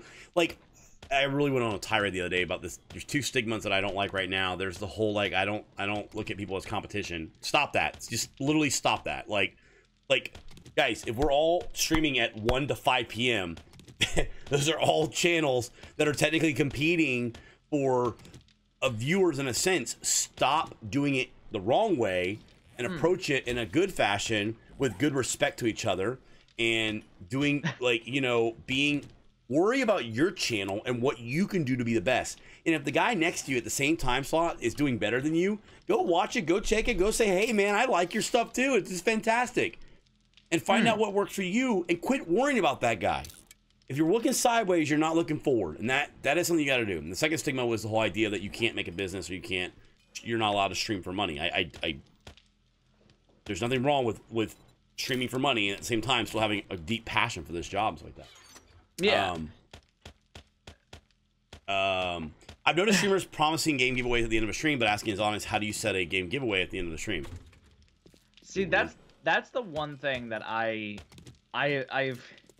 feel bad about saying this, but I've prided myself that I've gotten to where I am without doing giveaways, and I've kind of got into the mindset that maybe like I've kind of like been like maybe I should to help the stream grow, and then like my brain's like no, doesn't do that, that doesn't work, and then like it's been a back and forth. Like I've never Hey Alpha, how you doing, man? I've never ever done giveaways in we'll my do a entire Gotini at the end. You know? Okay, so here's something, a mistake that I see a lot of new streamers do, and this is in my opinion a mistake. A lot of streamers will start out and be like, I'm gonna do a 24-hour stream, or if I hit 100 followers, I'm gonna do a giveaway. If you've done it, that's okay. I'm not saying there's anything wrong with that. I will tell you, from all the people that I've met on Twitch and all the people that I've watched over the 2 years and all of that stuff, I'll give you my perspective on it. Stop giving away giveaways so quickly as a thing. Somebody donates something to your channel and you want to do it a giveaway, do it. There's nothing wrong with that. We gave away 2 consoles when we hit 500. We were trying to get some extra emotes on that. There was an incentive. There was a goal we were trying to hit. We're sitting 150 subs below that. The idea was to hit that goal. So we could unlock that extra emote slot, because that's something good for the community. That is something that we can provide for the community by having that extra emote, and that was an important thing we did. So we put a giveaway in there to help entice that. That's natural. That's how this type of stuff works. We're not giving away Gotini. Ours. But when it comes to giveaways and stuff like that, there's a lot of people that'll say, you know, hey, if I get to this, and they're excited, right? And they feel like they have to do that and entice people with that. Don't. You want to grow your community upon who you are and what your channel is, and not because you're giving giveaways. And that being said, there is nothing wrong with giveaway. You know, I'm Maxi. Josh, you may like, we get donated stuff, and people spend time in our channel. Somebody donates XYZ, $100. Man, it's nothing for us to go, you know what? Let's, you know, Matt and I subscribe to Humble Bundle just so we can get some game keys so we can give them away. We don't use the games ourselves. Hell, we get 7-day codes, and I have bought 3 versions of PC 7 Days to Die and 1 version of Xbox, all with my money, and every single time not on sale because I'm an idiot, but never used 1 free code from 7 Days to Die. And, you know, there's nothing wrong with it. It's all about giving out to the community. If you want to do that, if you don't want to, I don't think there's a right and there's a wrong reason. Honesty is a goal, Joe. That's what I look for. Yeah, you tell what it is. You know, when we were doing the console giveaway, it was, we're trying to get to 500 because we want to get an extra emote slot unlocked. That was the goal, what we were going toward. It was a short-term goal. You put long-term goals out there and stuff like that, and you have to use them the way you want to. You know, speaking of that, real quick, like, for example, we're giving away this console for November, right? This is like a shameless plug, but we're giving away this console for November, right? The reason why we're giving it away, my wife got one for me. I was so excited. I was like, oh my God, I wanted one of those so bad. And then she's like, well, I could try to get one for the stream. And she was excited. And I was like, yeah. It was exciting to see my wife be excited about giving something away on stream. Like the night that we got it, she was like, did you tell him yet? She's excited. Honestly, guys, the SNES giveaway is for my wife. She's excited about it. The reasons behind it are different, you know? Giving it away of me, you want an inch sync, that would work. Yeah, that's what we're doing, is kind of a way to kind of get rid of the inches on that. You know, with going, all of this kind of got off on a tangent from like the whole team aspect. The idea behind it with the team and stuff like that is to kind of grow more, and I challenge our team members to kind of get to know other team members. That's something I've been wanting to look into. One big thing that's happened recently is my fiance bought an apartment complex. She's now a landlord. Ooh, that's kind of cool.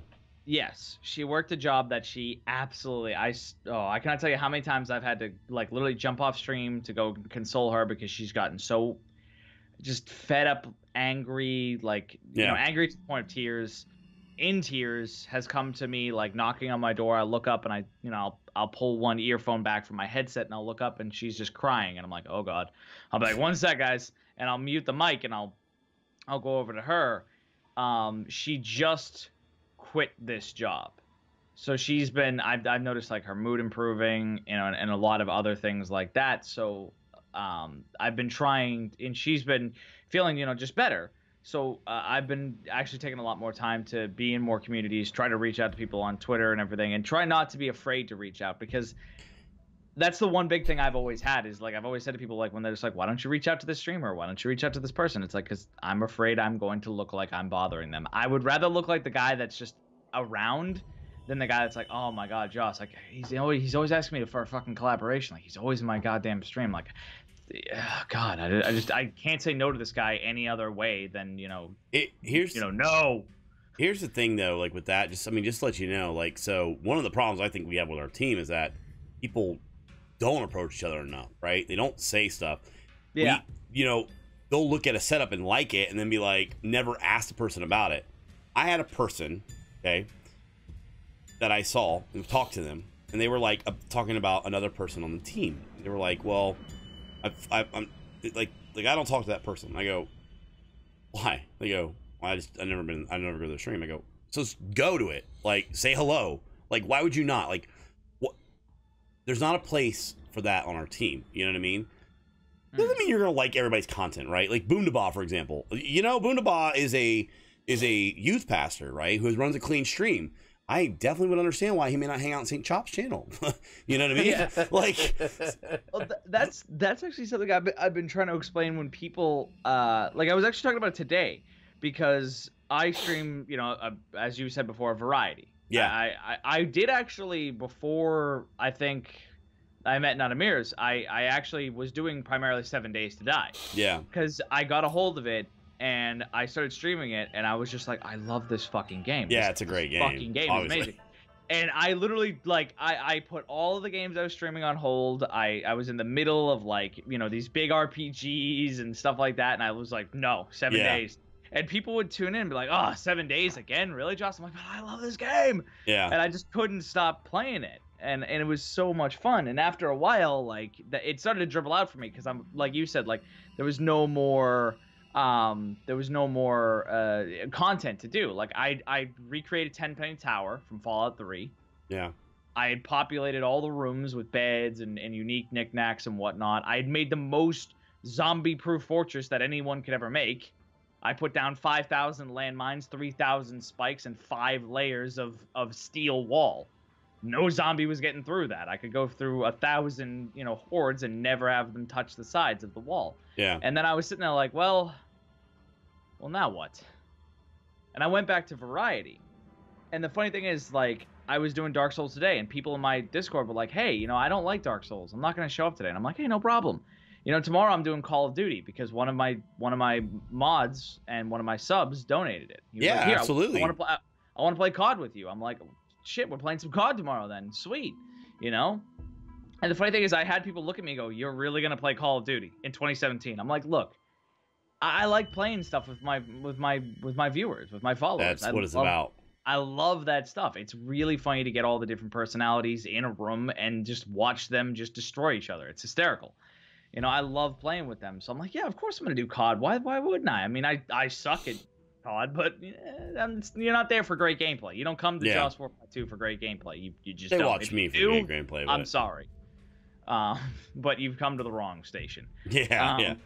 Believe me, I know that feeling. Is, like, I've that's something Darth Wallace is saying that I would have advice for new streamers all the time is never play anything you don't like. Because people can tell you don't like it. Yeah. You can tell you don't like it, and you're not enjoying yourself. And if you're not enjoying yourself, is the stream enjoying itself? Are they having fun? I see people that being said, I think a suggestion that Joss would agree with, and I'm going to say, keep in mind what you're doing. Like, so Josh is catering to his viewers. We've said you got to be careful not to. You're not going to please everybody, right? No. But Josh has the ability. Someone donated these games. Why would you, of course, not play that, right? And you got to do what you want to do. It's going to make you happy, because at the end of the day, like, there's nothing worse than watching a stream where you can tell someone's miserable. Mm-hmm. Be careful too when you do like 24-hour streams, or when you decide to do like challenges. Yeah. Coke Harness did the 4-year challenge. You know, I know Not Immerse was doing a year challenge. I think he's doing a 2-year challenge. But I've seen some streamers that literally, you can tell that they need to stop streaming. They need to stop, like, for a couple days. It is coming across on the stream, majorly. That was something I learned last year. Last summer, I was not in the right headspace. You got to stop. You know what I mean? And I should have. I didn't. I liked it, Grunge. We're gonna play it tomorrow. Luckily, people, you know, they stuck by me. They were like, "Look, dude, we understand you're not feeling great and everything." And there was a funny thing was I said that after a while, like, I was not gonna do any more games that I hated, unless it was for like something special, like where people do giveaways. I will play something like Cuphead on the hardest difficulty, you know, for, you know, rather like for, you know, reaching a sub goal or reaching like this or that. Because as I've said before, it's like, my content is free, my pain is not. And that's the thing, is like, I'll do challenge runs in Dark Souls. I love challenge runs in Dark Souls where I can't get past the first. See, everyone says that. Everyone's like, I can't get past the first tutorial boss. I hate that game. It's so easy, honestly. Like, now that I've done it, is he really? To me, it's easy. I've done runs where I've had no armor, never healed myself, done broken sword, no dodge rolling, tanking only, over encumbered. Man, how do you play that game without rolling? That's all I ever see in that game is roll, strike, roll, strike. You get a tower shield and you learn to tank. You put a lot of points into vitality. Man, I don't think I've ever seen anybody play that game without some kind of rolling in it. I thought it was called Roll Souls. It's much the same thing. And the funny thing is, like, actually, Dark Rolls would have been better. Damn it, I missed it. Shit. Dark Rolls would have been so much better. You know what's actually funny is it originally was supposed to be called, little known fact about Dark Souls, it was actually supposed to be called Dark Ring, but From Software actually scrapped that title after they thought it could be compared to an anus. I mean, that might sell more. Yeah, I know, that's what I said. And it was funny because then they actually came up with the name Dark Race, but they were like, that sounds racist. So they were like, we need another one immediately. And then eventually they settled on Dark Souls. Well, to go back to the whole, like, you know, playing and like things coming across your stream, you gotta be really careful with that. Matt and I are doing a challenge right now. The challenge is days live, right? So we're trying to stream every day. People come in and they go, well, what are you guys trying to stream till? We don't, that's just it. We're just trying to see how long we can go streaming every day. Yeah. Let me explain something to you. If 6 months from now, something happens, or we are not feeling it and we need a day off, guess what we're going to do? We're going to take a day off. Somebody dies in the family and we feel like the other person can't just do the stream by themselves. We're going to take a day off. I see some people that commit to these things and then like they'll come on stream and they're like, oh, I'm dying, but I'm here. You know, stop doing that, right? Yeah, you're just going to you're creating problems and you're not encouraging a good atmosphere for Twitch. Be careful with that. Be careful with that, you know, and understand that, you know, we are out in the open. When people are watching Joss, you never know. You never know who is watching you, Joss, right? And I'll give you an example. It's like Matt and I aren't like a clean channel, right? But I say curse words every once in a while. I say stuff like that.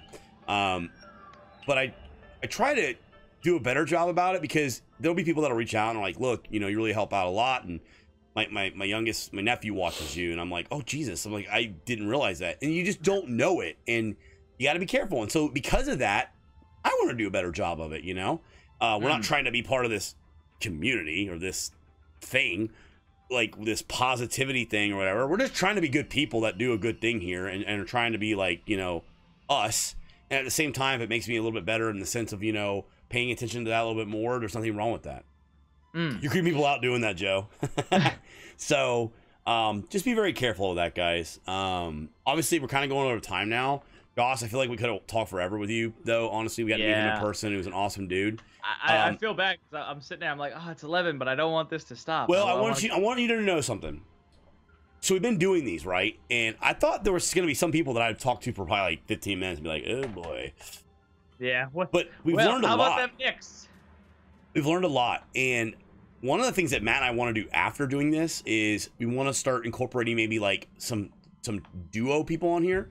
So getting some people on here that are maybe really different on the team and having some back and forth conversations that way. Instead of just having the one person, instead of being in like 7 days, we maybe just go to a game show channel for one night and we discuss some stuff. And there'll be people that are not interested in it all, but there'll be people that are interested in that. And if anything, it's more for me and Matt to grow our team and learn more about you guys. It's important. We want to know about all your adventures and why you did it, because I want to go to a TwitchCon in 3 years from now and there be 25, 30 people from the Beer Brigade out of 50 people sitting there, and we're taking a photo and we think that, my God, these are all a group of people that we met because of the adventure that we went on, and it'll be unforgettable, and that's what we want to do. So hopefully it helps out some people to see some diverse things and different streamers that we have on here, and we really appreciate it. So it's a lot of respect for you coming on here, man. We really appreciate that, man. Thanks for letting us bust your balls earlier about the whole shirt and everything like that. No problem, man. Actually, to answer a question that a couple people posed in the channel earlier, what was the first game you ever streamed? I wanted to do an annual thing where I go back and re-stream the first game I ever streamed. I don't know how many years in a row I'm gonna do it, but we'll see about this year. I did it last year and the year before. Is Dying Light. It's funny that you mentioned that. Really? That was the very first game I ever streamed, and I know that, and it's actually kind of sad because we did for a month or so, and then everybody hated us for it. I remember when I actually got started streaming because there was a company called Rooster Teeth. I've heard of them. Their lead animator passed away the second day I streamed, and I always remember that's when I got my start because of that. And I'm like, well, that's not a great way to do it, but I mean, you know, at least you have a solid thing like, all right, you can pinpoint the day you started. And I always remember that it was February 12th of 2015 when I got started. Well, I'll tell you what, like, I don't want to impose on your anniversary thing, but whenever we go to do a Dying Light thing, because we have to wait till third PC's up, but we go to do a Dying Light thing, love to have you join in on the game and play with us and maybe stream it alongside of us and stream and show us the ropes a little bit. Sure. Yes, Bear. Montiome. What was that? Montiome. I heard noise over there. It's like an animal. But there's only a bag of popcorn that I've been wanting to eat all night, but I've been wanting to be respectful. God. I felt so bad. My fiance bought a bag for the trick-or-treaters, and I literally just looked at the bag every time I opened the fridge, and I was like, I want to eat that whole thing. Oh my God, my wife went to this thing today called Fancy Flea. That if you buy old stuff outside, I don't understand it. But anyways, she brought home popcorn, and it's caramel and kettle corn, but it's like actually handmade. It is like good as hell. And it's been sitting here, and the couple times I've reached over to grab it, I'm like, whoa, we're streaming this, and I want to be respectful. I'm like, so. See, that's the funny thing is, like, when I'm on stream for the 8 hours, I sometimes have to eat. And I eat. I was just trying to be extra respectful tonight. Yeah, you know what I mean? No, I understand. It's funny because I apologize for eating. People are like, "Why are you apologizing?" I don't like eating on stream. I've done it a lot. I get a lot of my beard, and I get a lot of shit for it. So I'm like, okay, well, we're just gonna have to turn the cameras off. And actually, gotten to where I don't want to watch people eat on stream, honestly. So I don't understand. So I really don't get it, but whatever. Well, tomorrow we're doing 24-hour stream. Y'all gonna go to a couple food channels a couple times because we're gonna be eating a couple times on stream. Just let you know. And that's the funny thing that you mentioned about that 24-hour thing. I wish I actually could be a part of that. I don't know if I can be or not, but I would actually like to be a part of any Extra Life stuff that you do in the future and any collaboration you do. I didn't know you were doing it till the very last minute, and I had already set up some stuff with like my subs and everything else. We already have. We did it last minute too. Anyways, I mean, it's no big deal. Okay, so here's one of the things we want to do with the Beer Brigade. One of the things we're going to do is this is going to be an annual thing, right? The game day thing for us. Now, it doesn't mean that. I want to make sure people understand. You don't have to stream 24 hours. Okay, that's not what we're telling people to do. We have a team. All throughout the year, you can raise money. All throughout the year. It's literally a link you put in there. And you say if you want to donate on Extra Life, maybe you can do your own things. But Matt and I want to come up with a couple of events throughout the year, one for St. Jude's and one for Extra Life, that we do something with the team. And maybe it is like a server type thing. Maybe it is just a multi-link or something like that. But that's what we're going to do. Extra Life at the beginning of the year, and I just run it all year long. Yeah, absolutely. A lot of people are confused about like how that works. And then the pledge thing, yeah, that's something we decided to do on our own. But no. I mean, honestly, it's not anything formal. It's more of we're just trying to raise some money by the end of the year, and we want it to be the Beer Brigade, and the Beer Brigade is open to everybody. It's not just our Beer Brigade members, so it is open to everybody. And the pledge is something that we just did personally. So, but anyways, we appreciate it, dude. When are you streaming next? Tomorrow. I'll be on at 12. Actually, so he'll be on from 12 to 8 Eastern. 12 to 8 Eastern, guys. I'll be doing Call of Duty, unfortunately. I'm sorry, but I do have a rule, and I recommend people not have this rule. I have a rule where if you buy it, I stream it.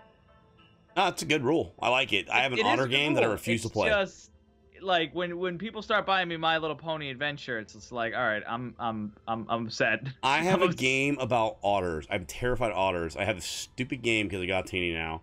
Otters. A bunch of jump scare donations to keep you awake, right? Well, yeah, I mean you can. I recommend this energy drink I got, but I don't want to, obviously shout out at someone you're not sponsored by. Is it a month of November, or do they allow you to do a week? What are you talking about, Darth Walrus? The way the pledge works is Pomfar. Thank you very much for your bits. The way the pledge works is that essentially every single bit for that entire month you donate to the Extra Life after the month's over.